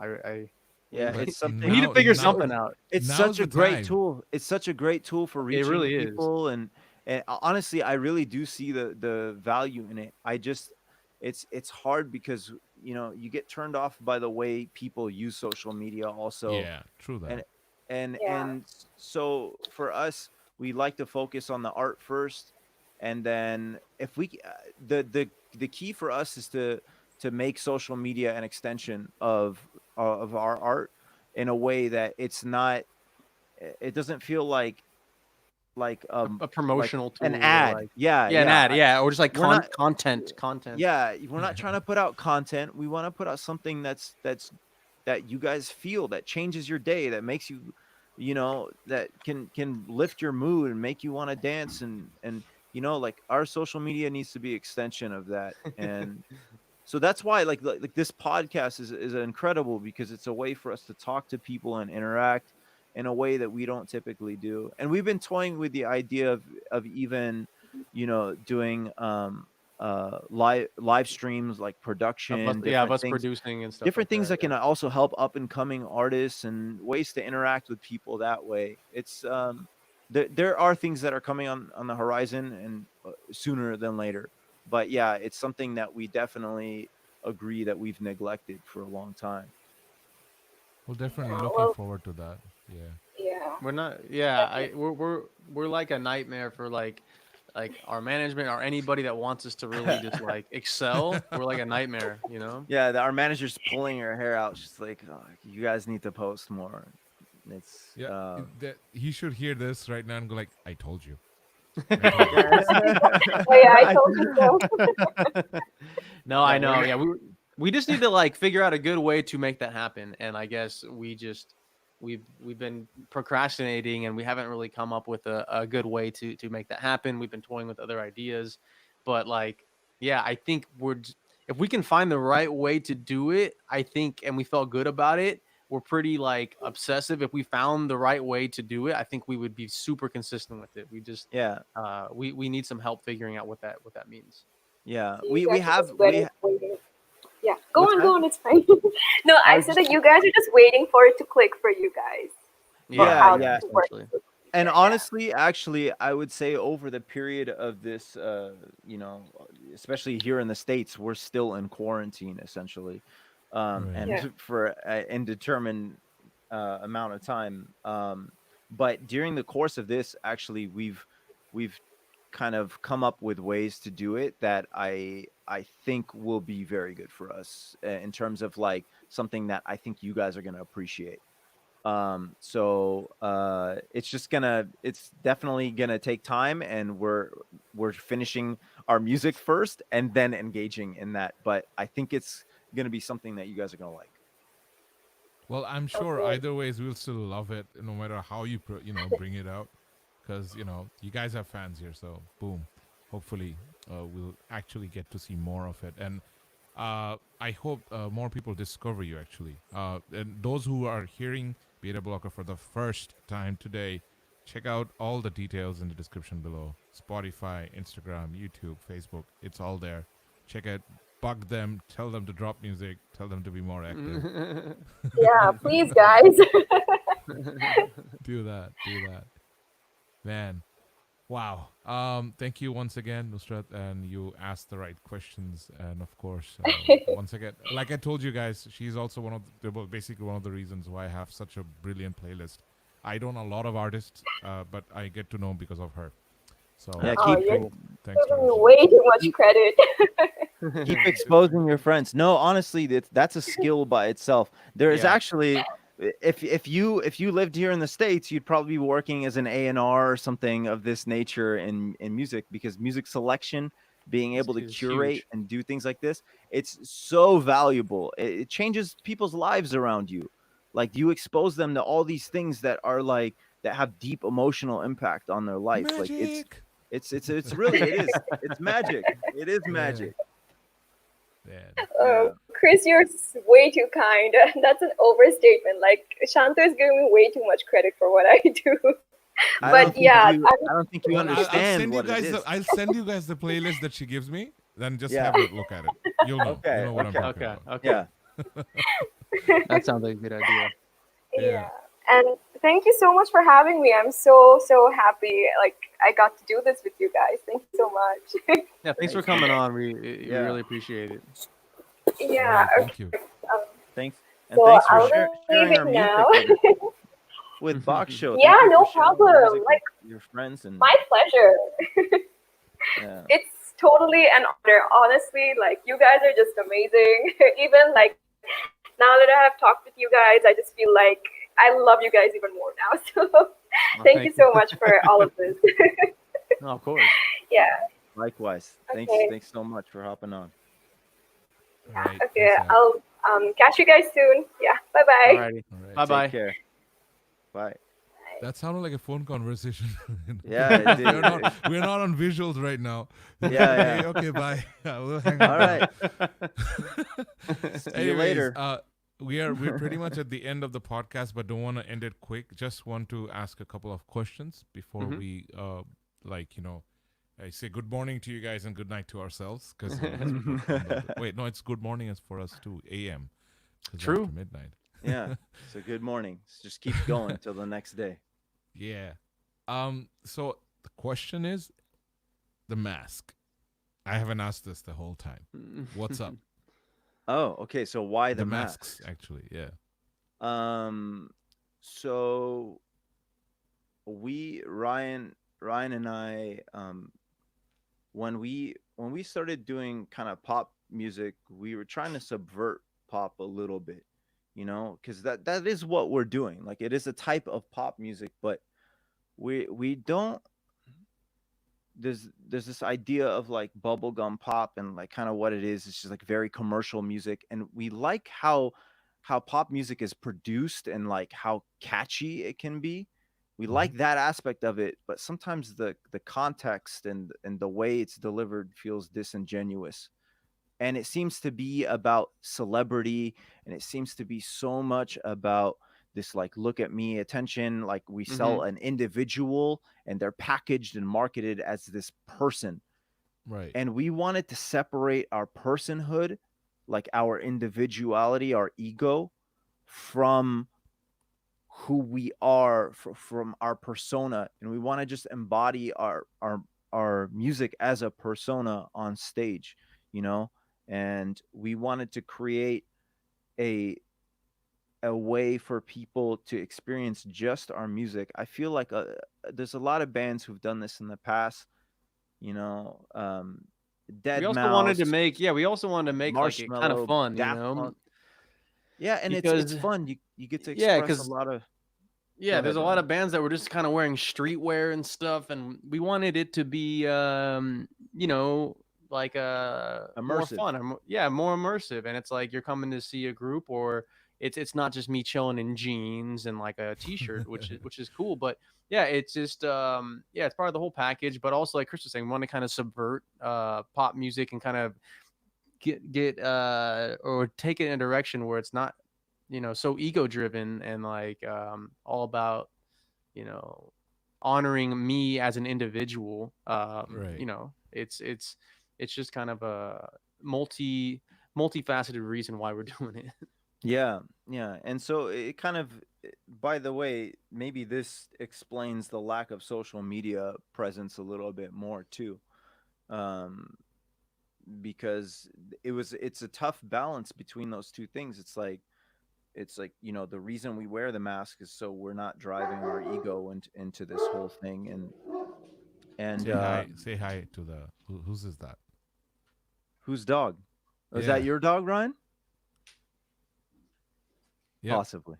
Yeah. He's quiet. I think so. Sorry, go on. Is that Go on, Simba? please. Yeah. Tasmania. Yeah, exactly.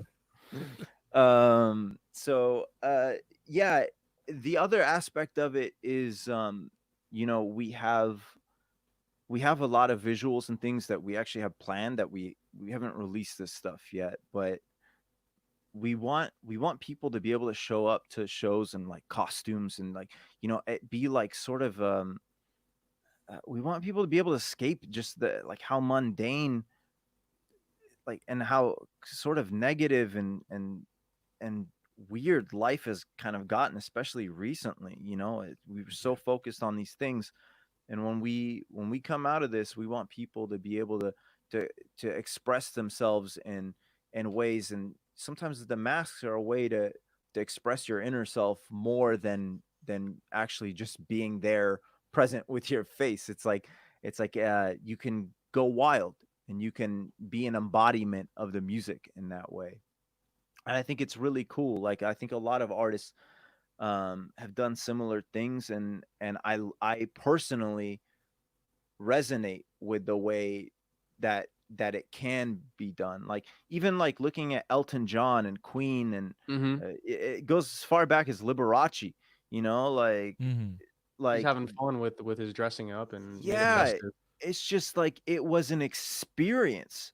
You didn't go to a show and watch a guy in joggers and like, you know, like a Nike, like I honestly, there's nothing wrong with that either, because that's an entirely different thing. It's an entirely different thing, yeah. But I think what we are is a little bit different than that, and we want to push the boundaries of what we can do there, and you guys are going to see more wild masks and outfits and it's going to be pushed a lot further. Yeah, like these masks aren't static. Like they're gonna evolve, and change with different releases and different outfits and things like that. And each will be a different embodiment of that particular album or a set of songs or whatever it is. Okay, it's like as you said, evolution of the whole thing. So like I don't know, a few years down the line, we'll have you guys having a kind of like it's not Hall of Fame, kind of like a collection of masks over time. Yeah, over the time. Yeah. You could see different eras of us with the different masks. I that's a good point, and it's something that we definitely like to. You know, that's something that we're incorporating. And, I just visualized something weird. Anyways, go on. I'll tell you a bit later. Okay. I also want to there's one question that we didn't really fully answer, and I think he asked us to answer the question. Yeah. I mean, go back to that right here. Yeah. Yes. So Chris, we can talk about this because the main microphone that we use, I mean, there's a few things you can do, but we bought an SM7B by Shure. Exactly what I'm using right now. Yes, and that's what we use for tracking. It's not a condenser mic. It's not are they like around $400? So they're not super cheap, but they're not $1,000, $2,000, $10,000 microphone. I mean, it's super cheap in terms of studio. Yes, like, but mics. It's all relative, you know. But if you're just starting out, the thing is that you could use a SM 58 or 57 beta. Yeah, exactly. Like they're almost the same diaphragm as the SM7. It's just the capsule, the shielding is better on the SM7. Yeah, just make sure. The nice thing about the dynamic microphone compared to condensers, you know, if your space isn't super well treated, or if you have an environment where it's kind of loud outside your window, you know, you got to be up close to your microphone. It's not going to pick up all the sounds as much as a condenser would. So it works well for a couple of reasons. But yeah, I think if you can pick up, you know, just a decent microphone, like we were saying, an SM58. Yeah, if you pick up a dynamic microphone, maybe an SM58, if you're looking for something that's more budget friendly, the SM7B, which is also budget friendly in regards to studio microphones, but it's a little bit more money, but you're going to get a great quality with it. Then it's really about, you know, making sure that if you're doing vocals, I mean, we used to set up like moving blankets in, you know, and make like a little recording booth, you know, and getting a little pop filter and knowing how to, you know, what do you do with it once you record it into your DAW? Like, how do you process it and things like that? So he just responded, I just started with BM800.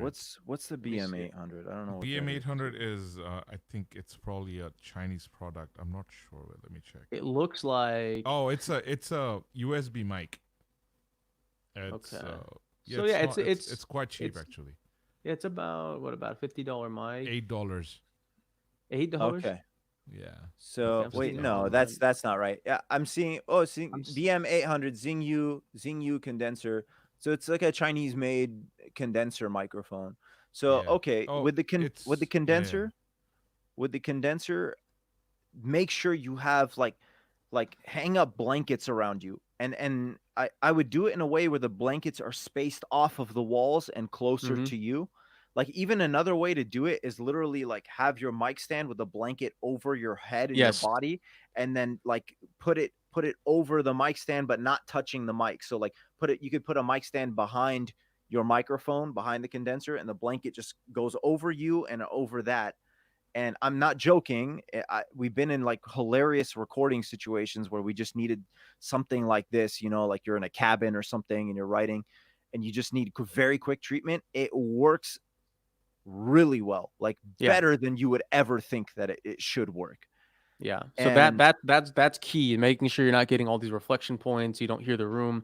And then also just figuring out, you know, limiting, compressing, EQing. We do that all in the box. You know, we don't have any fancy hardware that we're running our mics into.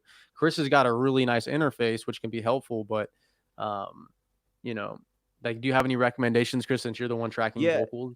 I would say, so he's using GarageBand or FL Studio. GarageBand is more of a consumer product. You can do a lot with FL though. You can do a lot with FL. Studio is a proper DAW, and I know people who produce like people have produced actually, you know, a lot of people are doing it right now. Like #1 hits like on the top 40 in FL Studio. I'm not joking. We have a lot of producers in Bangladesh who's like wrecking the charts with FL Studio. It's incredible. We use Ableton Live, but we respect FL. Dope DAW, yeah, we really like Ableton. We've used Pro Tools. You know, I got really lucky. My buddy introduced me to Ableton in 2003, and I got in at the very early stages of Ableton, and that's what I learned everything on. And it just happened to develop in this incredible tool.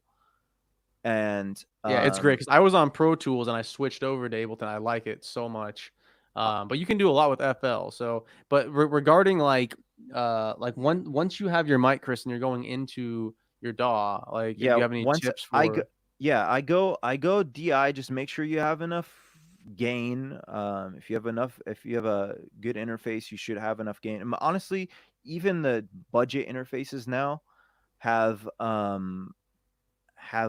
really solid. What would you recommend as a good? I would, like, if he needs a starter, if he's in that budget range, get like a Scarlett 2i2. I would not use a USB mic. We use that. That would be as you said, budget. That's a common one that a lot of starting producers or just anyone even wanting to learn, a Scarlett is what they go for here. Yes. And the reason you want an interface is so you can use the ASIO driver, so that way you don't have latency.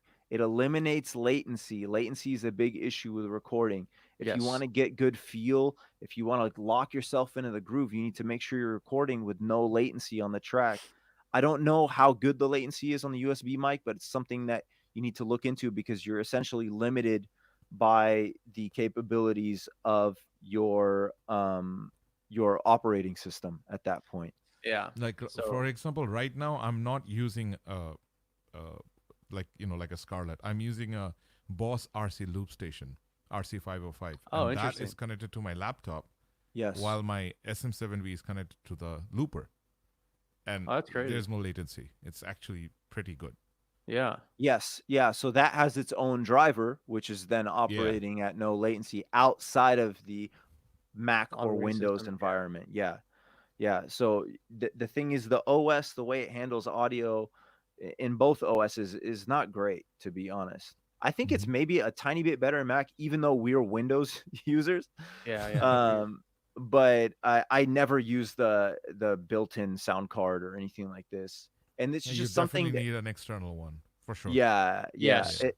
And if you want to invest in good hardware, RME makes incredible interfaces. Their drivers are the best I've seen ever. Like RME. RME, they're a German manufacturer, and they make Okay. very high-end interfaces. But they have like little, you can find their if you find their interfaces used on eBay or something like that, they have like the Babyface Pro. Like Mhm. that interface is it punches way above its weight class. It's like, if you can find one of those, the sound quality, if you're serious about your music, you're really serious, like those interfaces are incredible. And I went from like uh you know uh, when we started out, I had a budget like a $500 Well, interface, that's let's what say. we recorded in my head on too. So Yeah, like, yeah, there's on a $500 interface, we recorded it Dude. in my head. yeah. Yeah, Nice. on a Presonus. It was I what was it? and I had an The even cheaper Fire, one, dude. I was using the Presonus, the tiny one. That's where I tracked my guitars the into. the Fire Studio. Yeah. So don't think, that's the thing, is our technology, the tech is Not to so good. underestimate it, to be honest. Yes. Yes. Exactly. We were able to do a lot with the little. And sometimes you just have to work with what you have, and then you upgrade when you hit the limitations, or you know what I mean, once you start noticing the limitations of the hardware that you have. Yeah, law of diminishing returns, marginal gains. This is what we're talking about. But when Used Zoom H4n as my mic and audio interface. We have an H4n, right, Chris? I even use an um 8.6. Yeah, we all do that here. use a Zoom H4n as my mic and audio. Oh, okay, but still Yeah. today, built-in mics from the H4 sounds good. Yeah, Yeah. so yeah, the I would definitely like there's a big improvement in sound quality from a H4. I actually have a H6 as a field Eight. recorder. Yeah, Yeah, that's right. same That's here. right. Yeah, H6. I have a H6 as a field Beatboxers recorder. usually use that, and we use that. We like go in the Yeah, middle of the street and just take out the 8.6 and boom. Sure. it sounds good, the H6, Yeah, it does. but It does. but a dedicated, like even the Scarlett 2i2, the pre's sound better on that than a H6. Like a dedicated interface, they have more gain, and it's cleaner gain. So especially if you're recording into dynamic mics, which is like what we recommend if you have especially a budget setup. Like we use that, I like the sound of a dynamic mic for my voice particularly, which is why I stick with it. But um if you have a budget setup and you just want to set up blankets and you want to get rid of like that room sound, like dynamic mics are hands down the best option there, because everything else is too sensitive. It picks up Yeah. everything. You're gonna hear everything in Right. the room, all the Yeah. imperfections. You're gonna hear the dog outside. You're gonna get everything. Yeah, a car drives by like 20 miles away, you're Leaf still gonna hear it. blowers. Yeah, Yeah. you're Leaf still gonna hear blowers. it. So Yeah. so eliminate that. The dynamic is way less sensitive, and you just need enough gain to power them. But that's, most modern interfaces have that, and you don't need fancy preamps or anything like this, because ultimately, in like, if you have like good EQs, and the plugins are amazing now. Yeah. Like Yeah. The Fab plugins are really Filter, good. Fab Filter, the whole Fab Filter pack, by the way, is incredible. Their EQ, their compressor, the limiter, the L2 is very good. Sounds very good. And uh even the built-in DAW stuff, like when you're just starting out, just Mhm. learn those tools and learn to shape your sound, because ultimately, just get a clean signal going in as Mhm. clean as you can, and eliminate the signal to noise ratio, right? That's something that we talk about in audio engineering. Signal to noise ratio. Make sure that your signal is loud enough, that you're close enough to your mic, where in in the context of the track, if you need a gate or whatever, you can cut that background information as much as possible. Leave it as clean as possible. So when you process, you compress, you limit, you EQ. Once you do all that, you end up with something that cuts in through the track. And it's important to leave space for your vocals. So FL Studio, GarageBand, whatever you're using, it almost doesn't matter. It's secondary to the ideas, the sound design. Right. Get that, and that's the ultimate thing, is just, do you have a good song? Because people can like ignore some of the details of mixing and things like that. We're Yeah. talking like, 5-10% difference in the overall end result versus just, is your idea good? And that's really the biggest thing ultimately. I think that's where the blockade comes in for a lot of people. Like, like, oh man, I don't have a software. I don't know. Like, I Yes. honestly don't know It's how to use a DAW. it's I easy to suck fall at into it. that trap, you know. Yeah, and you lost like years. Like, I know for example, like the bands that I played in for Mhm. 7 years or 8, 10, no, yeah, almost a decade. I didn't Mhm. have a guitar. I would borrow it from a friend who would take it from a friend, and like four I know bands would that. play Yeah, the yeah. same guitar. Yeah, yeah, and yeah. and the You just worst made it part is, happen. yeah, the worst part is now that I have guitars, not just a guitar. My band isn't playing. That's Yeah. that's Yeah, when I yeah, was yeah. like, what? Why? Yes. Our old drummer, dude, from my metal band. I remember, I mean, he got a really dope DW kit eventually, but we used to have to drive around the city, get a Just bass to get drum the here, a hi-hat here. It was so frustrating, dude. And the But guy was one of the most skilled he drummers was in like insane, the dude. entire county. Like in we didn't. This guy was incredible. Like his raw talent without having his own was in. instruments. Yeah, and he didn't even have his own instrument. And Like he did, but it was like, oh, the kick drum's duct taped, and oh, I left my tom at my dad's house. Like he was such a Oh mess, dude. man. And we eventually got it together, and he had a sick kit. But those beginning stages, we were just so passionate that it was like, yeah, I'll spend 4 hours collecting pieces for a drum kit for a 2.5 hour rehearsal. Like we didn't care. It was like we But just it had to felt find a so way to get it good. done. But it felt so good. It did. It Yes, just did. yeah, the we just will to create, the will to learn is it's more important than even having the right tools. yes, Right. Yeah. Because you can make any tool do what you want it to do. Like you could write a song with, like, I don't know, is there like a Windows like music maker thing? Like, I bet you could write something with the most rudimentary tool. What was that old Acid DJ. I don't know. Acid? No, Yeah. Oh man. Acid Pro. You Like, remember that? I bet if Acid you Pro. That was like my first DAW. Yeah. Well, Acid. I didn't really know how to use it, but I had it in my PC, and I just kind of tinkered with it. But I Me remember too. something you just mentioned, the Windows something, right? The audio, whatever. Yeah, And yeah. This is around 97, 95, Windows 95, 97, whatever. And we had those Cosonic earpieces or whatever. And it wasn't really, I wouldn't really have a mic or studio. I just knew it would be like, hello, hello. That's how it would sound. Yeah. But for me, just to click on the reverb on the recorder of my PC, which is absolutely shit, back then. But it was still For us, awesome, right? Yeah, and I'm like, whoa, did I Yes. just say a word and it just went back and forth? Let me Yes. click reverb again.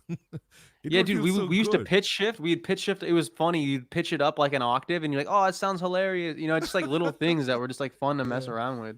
Yeah. It's so funny, dude. And that's the thing, is that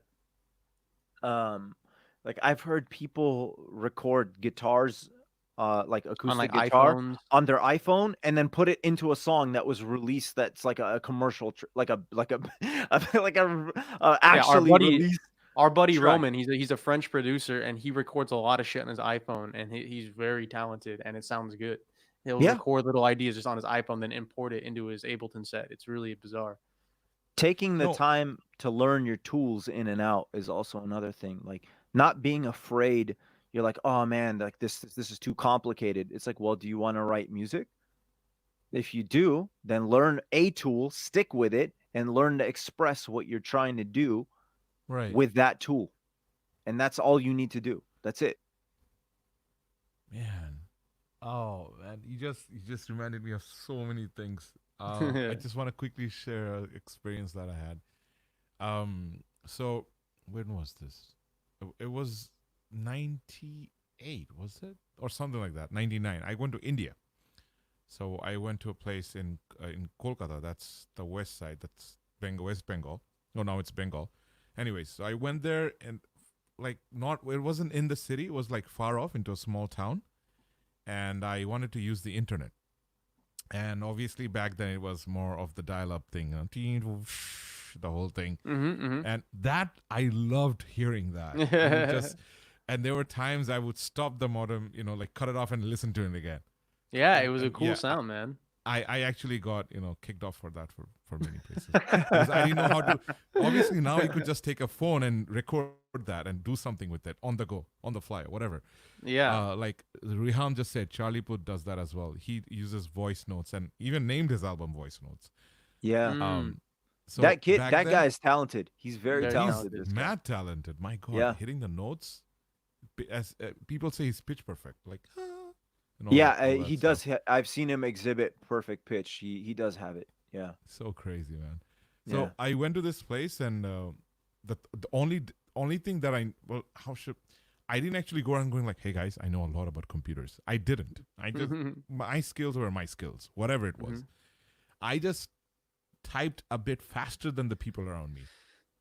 That's all I did. Like, and done. They're like, oh my God, this guy's absolutely amazing. He's a wizard. Hacker? He's a hacker. Was he a hacker? Yeah, this woman comes up and she's like way older than me, or differently, and goes like, "So I have a song. Would you like to listen to it?" I'm like, "Why? What did I do?"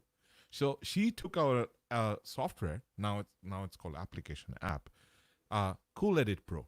That's what she showed me, and she actually played a song where she added reverb.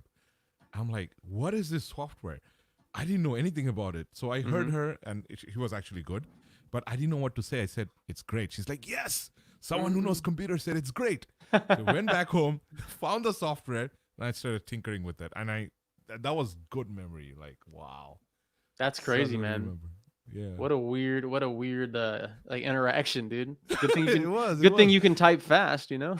Yeah, you type really fast. Can you open my Hotmail address, please? No, I actually got that. Any cafe that I went to, if someone heard like a lot of, that means that person's typing really fast. So everyone around goes like, "This guy's good." That's a weird story. Anyways, so you typing fast changed the trajectory of your life, basically. By the way, there's a website. I think it's called hackertyper.net. You should go to it, and then just go to it and then just start typing. You type gibberish and see what happens. But go to the website. It's called hackertyper.net. I'll link it to you in chat. Yeah. Okay. I'll do it in the public chat. So I just got it. Hackertyper. Yeah, and then just start typing your keyboard. What the hell is this? Wow. Okay, I know what to do with this. It's dude. You can go into the cafes and they're like, "Oh my God, he's in the mainframe." So we have a comment. Wow. He's saying. So Baksho said, "You won't believe I used to make recent." I'm putting it up right now. You won't believe that. A cappella track of the song, believe it right. Oh, he actually released a video recently, and he used the software or whatever. He put it on here. I used a Boya lavalier code. Okay, so I don't. Are you familiar with Boya? No, but it's a lavalier mic. It's like it's a budget mic. Yeah, exactly. I guess, yeah. And Dolby On is a recent app that came out on the phone, on Apple and Android. So whatever you can use to record. Like there's a few audio apps for. There's recording. A lot of freeware. There's freeware, Chris, and then I mean. There's I don't free know. Stuff on Android. There's a lot of free stuff on Android. Actually, I've heard in the Apple. I've heard Store, also that there's this thing called torrents, but I don't know much about it. We can't So, endorse. We can can't. neither. I haven't. I don't know. I've heard people say that you can get some stuff. Dude. But Yeah, okay. Just We saying. didn't say anything. We We didn't say anything. I'm We just didn't say saying that. Yeah, I've heard of this Just saying. thing. yeah, there's a thing called Um, torrents. Just go to hackertyper.net and hack it, and that'll give you everything. You'll get all the stuff you need. Man, I See know what to use in a movie that I'll make on hackers. Yeah, exactly, dude. That's like every hacker movie, dude. We're in. There's Such a there's a lot of genius. good dedicated recording apps on the iOS store actually. And Yeah, but that's not on the Android. That's the problem. Not oh, many is he people on use- Android? Is that We're both on Android. Most Me and of us. Chris. Oh, you okay? So Yeah, Yeah, we're we're Android Android- PC guys. we're Android users. I sorry, I Yay! said he said iPhone and I thought he said iPhone, so I'm realizing I just no, misread that. the Dolby on. It's Yeah. also on the iPhone. Oh, but he there. says in phone because we use it. The beatboxing community here recently started using it because you don't have to kind of master software. You can just Mhm. put up the bass and bring the treble down on that particular app. It's actually very good. Nice. Oh, Just gotcha. for like a random person to like soup up the audio. Yeah. For so- if you want a pretty good high quality recording on Android, RecForge is a good app. Like I use it for voice memos and different things. Where But on Android? yeah, it's on Android. It's called RecForge. I'm on it right now. Is it rec as an RECK? Yeah, RecForge, one word. It might be like RecForge. Oh, I got 2 it. Or, Rec Yeah, Forge yeah. 2 audio recorder. yeah, and it gives you some good control over the parameters. I've noticed the quality is good on it, and like when you plug in labs and stuff, it gives you good control. So I've liked using that app. Might be. I don't No, know. it's There just- might be it's just other perfect. options, but it's a good one, I think. See, all the information that you're sharing today, I'm sure people like Saqib and everyone like Pasha, for example, who's curious about this Riham, they would love this. But some like what you just said right now, for example, RecForge and Dolby On, for example, what I mentioned a while back, a lot of it's obviously it differs from places to place, backgrounds to backgrounds, environments, and so on and so forth. Yeah. Not all of the I'm saying beatboxers for now, or the kind of like the curious musicians who probably doesn't have access to computer, probably once again depends on places, or cannot afford to get a software or torrent, not saying to download it or whatever. Yeah. But there's this curiosity. But like we used to do, as you mentioned, you would tweak around with some of the early the applications and softwares without knowing much about it or getting a proper interface, like an audio physical interface. Yeah. For them to actually go through stuff like this, they can actually, build their curiosity. So as you mentioned, RecForge, Dolby On could be kind of the way out. And iPhone has brilliant mic, as in the it's not really, how should I put it? It captures audio very, very precisely compared to Android. Yeah. I know that for sure because on an iPad, if you have the GarageBand on, and someone like we actually did this like 6 years ago, we tried to sing a song in a hall and put the iPad right in the middle. So the singer was right in front of it. 6 of us were in the different corners of the place. So it sounded like we were doing a choir, but a lot of reverb and stuff was around. Yeah. And one mic captured it, and it sounded like horribly awesome. I don't know if that sounds right. Yeah. Whatever.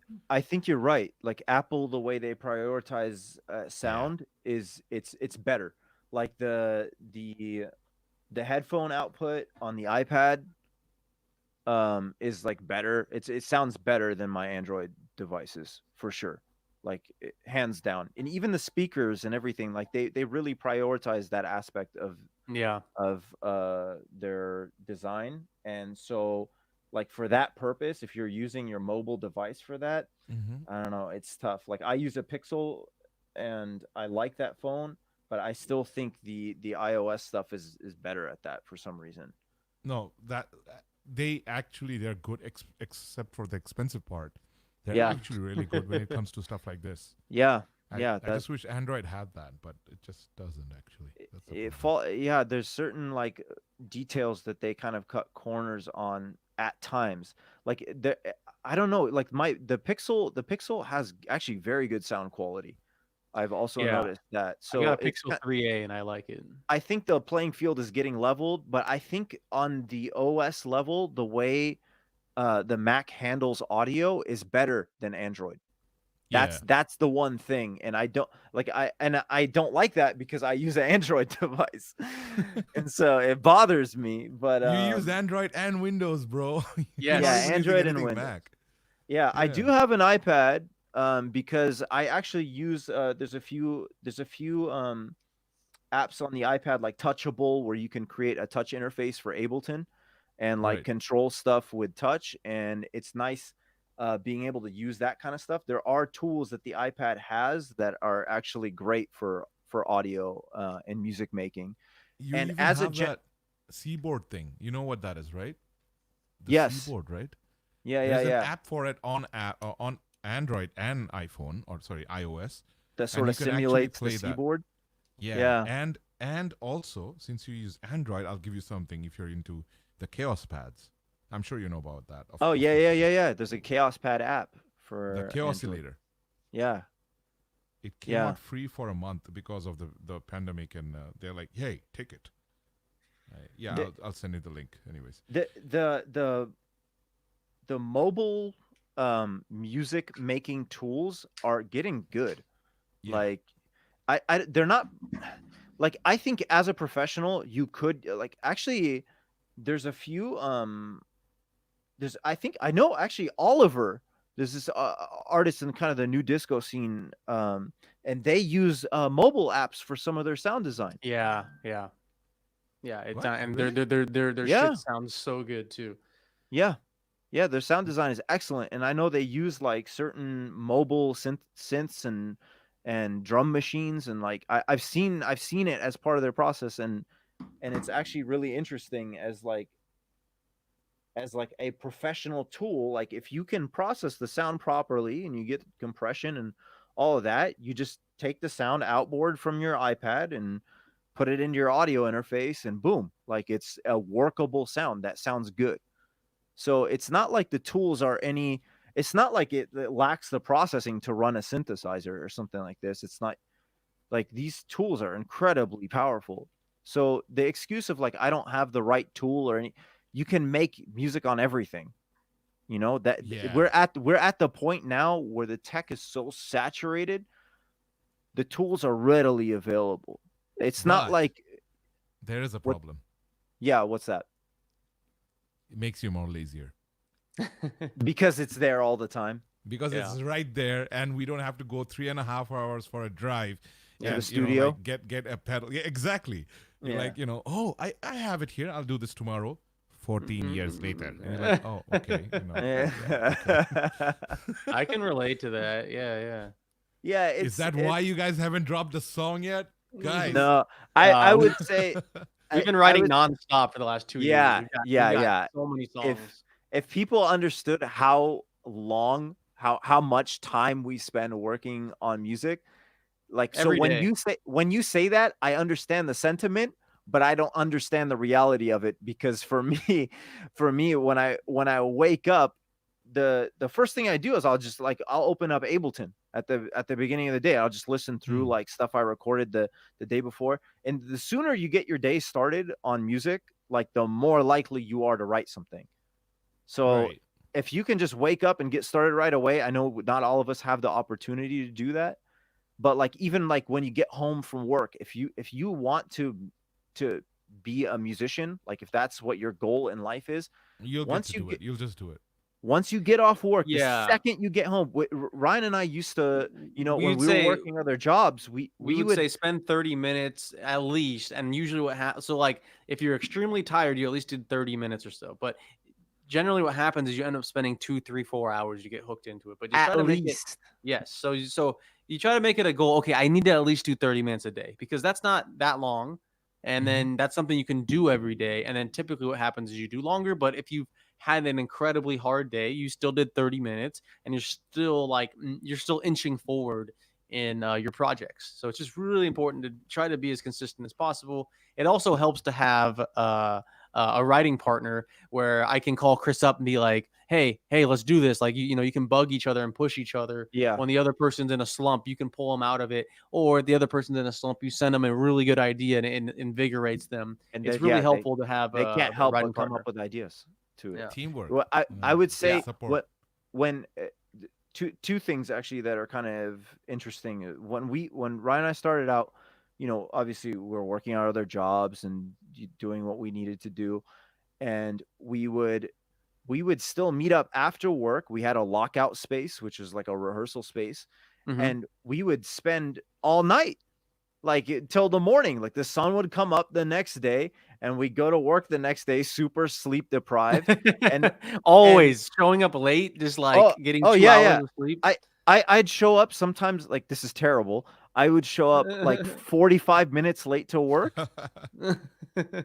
And they'd be like, "Where were you?" And I used to work retail at one point. Like I was like, "Oh, I was upstairs like grabbing alterations," or like it's like for 45 minutes. Yeah, I got stuck with a customer. You know, you come up with the most ridiculous, ridiculous excuses. That reminds me of the thing I just had in my mind like 10 minutes ago. It wasn't a joke, but it's kind of like a interesting look into the whole mask thing. For example, like you said, you know, you were working, but then again, you just went off, kind of made something. Then you're like, where were you? Right? Like, I was off saving the day. And you had the mask on. Is that you, Chris? What? Oh, like a Superman moment. Yeah, he goes into the telephone booth and changes real quick. Yeah. Like, Chris, that is you, right? No, it's not. No, it's not. No, it's me. I'm Batman. Where is she? Where is she? No, what I wanted to get at, like back then, was say I don't know if you have kids right now or anything, but it's a weird Not joke. yet.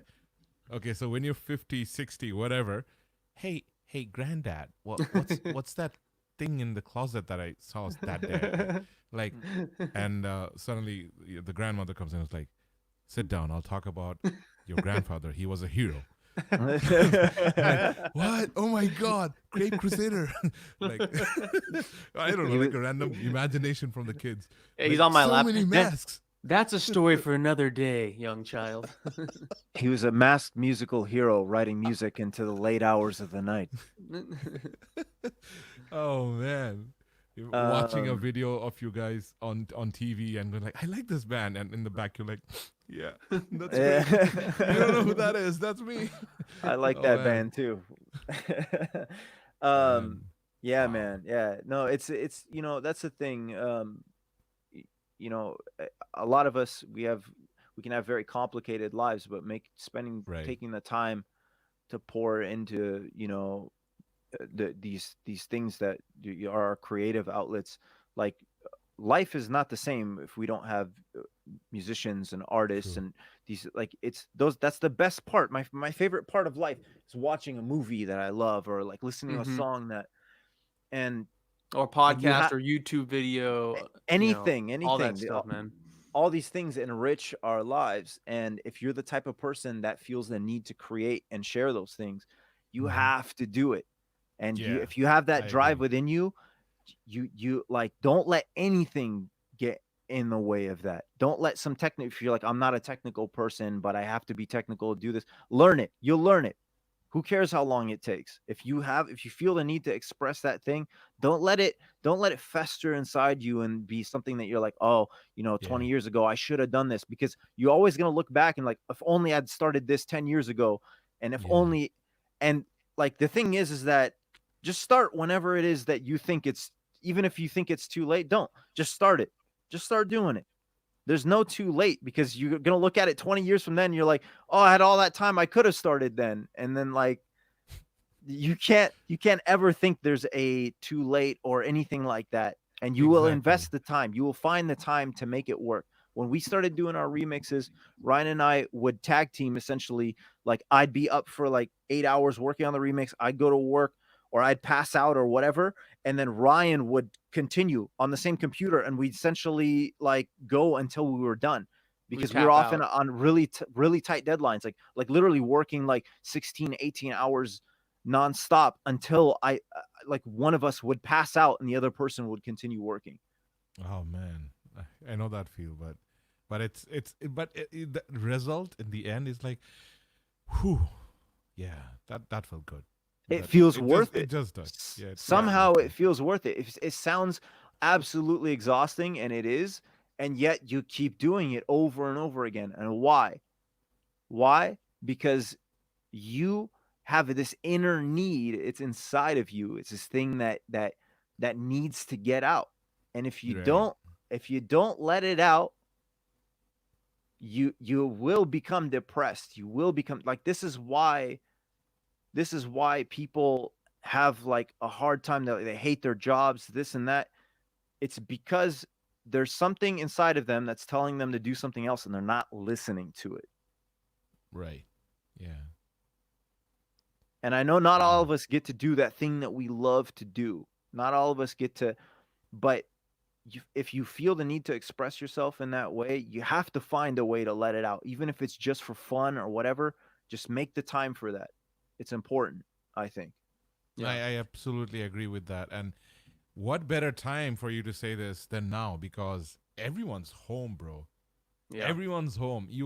If you can ever come out of this, hopefully, I hope everyone survives this and gets out of this. And same, man. Suddenly, say we meet 6 years later, and I'm like, man, I wish I had time. You did. You did. Had months, maybe a whole year. Remember that quarantine where the whole world shut down? Remember and that? You could have learned anything you wanted during that time. Yeah. Oh man, exactly. That's what we're saying, telling everyone, the whole beatboxing community, because the new ones would be like, oh, I have college, I'm doing this. I'm like, yeah. What else are you doing right now? Yeah, it's the perfect time, man. I mean, yeah, there's not a lot of excuses. I mean, sometimes it's hard to find motivation, but that's what we were saying. It's helpful sometimes just to, you got to be disciplined to show up, and discipline and creativity are kind of like, can sometimes be polar opposites. But if you force yourself to show up every day, when the creativity wants to peek its head out, you'll be there, and that's why you're there ready. Nice. Yeah, that's the right word, discipline. I know it's polar opposites, but that is absolutely important. It's just like saying, why did I go to school? Yes, I know the math isn't working for me right now. Yes, maybe I'm just doing basic counting, like what's in my hand, the money and all, perhaps. But at the end of the day, because you woke up at that time, because you did those things and you sharpened your skills or your viewpoints, you are what you are today. And discipline is important. And if it's very creativity, you need to know your things. Like if Chris didn't know Ableton in 2003, he wouldn't have grown into what he's doing right now. Exactly. And so on and so forth. Yeah. You could have picked it up now, but Ableton way better than, picking it up a year before. That's 17 years. 17 years. Freaking years. Of production knowledge and skills that you just gain over time. The thing is, there's no substitute for time. All of the best producers that I know, the best producers I know have been doing it for decades, not years, decades. And these guys are the best in the game, the best. Like whenever they write something, it's like, it's unquestionable. It's good. And it's because there's no substitute for time. You have to invest the time. It's definitely one thing. My God. Another question that I wanted to ask, and I love the fact that we kind of went into so many branches of things in the last I don't know how long is that, a while. But one thing I wanted to ask before we come to a conclusion of the podcast is, like I personally believe, and I think it's really important, no matter what you do, where you go. And I'm really happy both Chris and Ryan, both of you actually touched base, if not entirely, to some points in the last in the entire conversation, the last half an hour plus, regarding production, the positivity, and catching work and so on and so forth. It's really important, no matter what genre you do, and no matter what stuff you do, to look back in history, to actually understand where it all began. To for example, when I say remixes, how did it start? What is the base of it? For example, the DJs nowadays, we see a DJ doing their stuff. For hip hop, it started at a certain time. There was a particular DJ, yes, Africa Bombata. Yeah. Did I pronounce it right? Yeah. Yeah. He was, if I'm not wrong, he was known because of like the freaking LP collection he had, out of the many reasons he was known for, and later on some odd reasons as well. But the guy had the collection, and he would switch between stuff, and you would know, okay, so this is how he does it. That's the reference he has. He's putting jazz over there, while Cool Herc is doing something else, and Grandmaster Flash is doing the and working on all the stuff. Yeah. But if you don't know that, you don't know what you're doing right now. Yes, I know you picked it up because you heard Betablock3r do this, and it's great. But you need to listen to what they heard before. Like, we got an insight about you guys. You were into heavy music. It has nothing to do with what you're doing now, but yet it shaped you guys, to the musician that you are right now. If you didn't listen to that, you wouldn't have done what you're doing right now at all. Absolutely. No. Yeah, and we So- listen to a lot of older music, to be honest. Yeah. Like a lot of our songwriting inspiration, we listen to modern music, but oftentimes when we're writing, I try not to listen to stuff that's coming out, because I don't want to like hear any of my peers or what they're doing, like, and have it influence what I'm about to do. Right. Because it's one of those things where you're trying to, we build from our history, and we say, what direction where can this evolve? Where can we take this?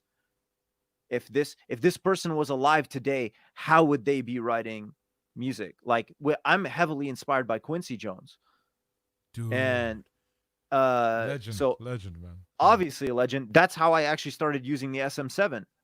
They used it for Thriller, I think. Yeah, we found out. Yeah, what it's like. Oh, they're using the SM7 for Thriller. I'm like, if it's good enough for Thriller, it's good enough for me. Definitely, man. Like, Wow. and so we use the tools, and we work with the tools that we had, but you take that inspiration from the past. You see, because we're standing on the shoulders of giants, right? They came Yes. before us. The right phrase, yeah. And there's so much to be learned from that experience, and if we ignore that and we just push forward, I think you end up with something sometimes vacuous. It's lacking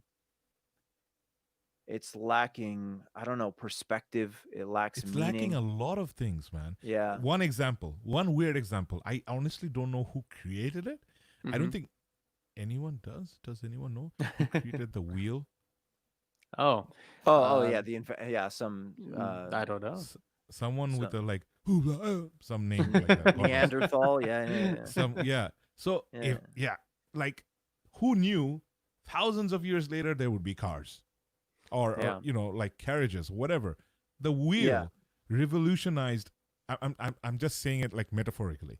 The entire wheel course of revolutionized humanity. exactly. Yeah. Round, circle, radius, circumference. These things came from one invention or whatever. I'm sure he didn't even know, or she didn't even know what invention was. Just knew, oh, it moves. But point being is, you have to look back to look forward. You have to understand the past. Like Quincy Jones. Look, where the hell is Quincy Jones? Where is the type of music that you do? Where is metal music? They're nowhere close to each other, yet they're interconnected. They're just on the same, that they're home. They're right there. Yeah. Man, I think I've had mad fun with you guys, man. I wish I really want to go on for hours and hours. I would love to do another episode with you guys soon. Absolutely. As soon as we get some new music out, man, we'll do that. We got to do it again. This is fun. Hell, without a doubt. And I'm right here. So the internet is so different. It's not like, okay, I have to go to Bangladesh and fly and talk to a BeatBaksho, or I have to go and meet. It's like, hey, bro, hey, what's up? Zoom, it's done. So everyone who's awake in our side, and still listening to you guys are absolutely amazing. Thank you for doing this. Yeah, thank you guys. Yeah, man, you guys are champs, staying up late with us, and we, much love to all of you for all the support, and keep doing. And thanks for platforming this. This is a great program you've got, and it's super important to have these types of conversations. And it's really nice that you created this platform for everybody to get together. It's a really important thing. Man, it's you guys as well, because like, besides the normal questions that I had, you guys actually, the enthusiasm and the topics that even you guys brought up, it's like a lot. It answered so many things more than I imagined. So I'm super grateful. Thank you so much, man. Thank you, That's man. great. We've had a blast, Baksho. Thank you for having us on. And to all of the musicians and songwriters and creative people out there, there's so many communities like this that we can engage with during this time when even though we might be physically separated, you know, reach out to these communities and interact with other creatives and who knows what amazing collaborations and things could come from that. You know, meet other people that are doing the things that you're doing and learn and grow with them. It's so valuable, and that's why we love, you know, doing stuff like this, and that's why we appreciate so much what you're doing here, man. Thank you, man. And everyone who's heard them for the first time, or even if you want to explore them again, because they will be active on social media very soon. Do check out everything in the description below, and do follow them. Do give them like talk to them about the music that you like, and be more elaborative about the songs that you liked about Beta Blocker. I'm sure that will motivate them to understand what are the stuff they can branch out into. Because I know as musicians, it's important when a fan goes like, not like, I like your song. They go like, I love this line that you use there, and the bass that drops at this part, it changed my life forever. And it's not a joke. Yeah. These actually, they're like freaking tsunamis. It's good. Yeah, that's a great point. And yeah, man. So follow Beta Blocker. Check out their music. They're bringing out new stuff soon. And when they do, they'll be back out here on the podcast. And hopefully when the whole pandemic thing goes away, hopefully very soon. I just don't like saying that all the time because it's still here. I would love for your songs. We actually played, because I work in a radio as well. I played some of your tracks on my show. So I hope that we can do that more here. The radios can play more and follow up and do stuff as well. That'll be amazing. Hopefully. Yeah, that'd be fantastic. Love to Well, see you guys all in person. that explains the smooth, buttery radio voice you got there. Yeah. Thanks. Explains everything. Practice. So. Anyways, That's man, awesome, super honored and really happy. And you guys are so down to earth. It means a lot to me. And I'm sure everyone who heard, they're thrilled. Yeah, and some of them are writing to me personally. They're like, I want to ask this question. I'm like, why aren't you writing it in the inbox or the stuff? Do that. But We're do drop open, them guys. a message. Yeah, do send Chris and Ryan in their social media, the Beta Blocker, Instagram and everything, to check it out. Once again, thank you so much. And, well, good morning to you guys, and good morning to us as well. And, yeah, it's awesome. Cool, man. Thank you, man. We'll talk to you soon. And Much love, yeah, Baksho. Peace out, thanks man. again. Thank you so much. And Scooby-Doo, bro. Scooby-Doo indeed. All right. This is BeatBaksho signing out from, and that's Beta Blocker. Do check them out. And we're saying goodbye from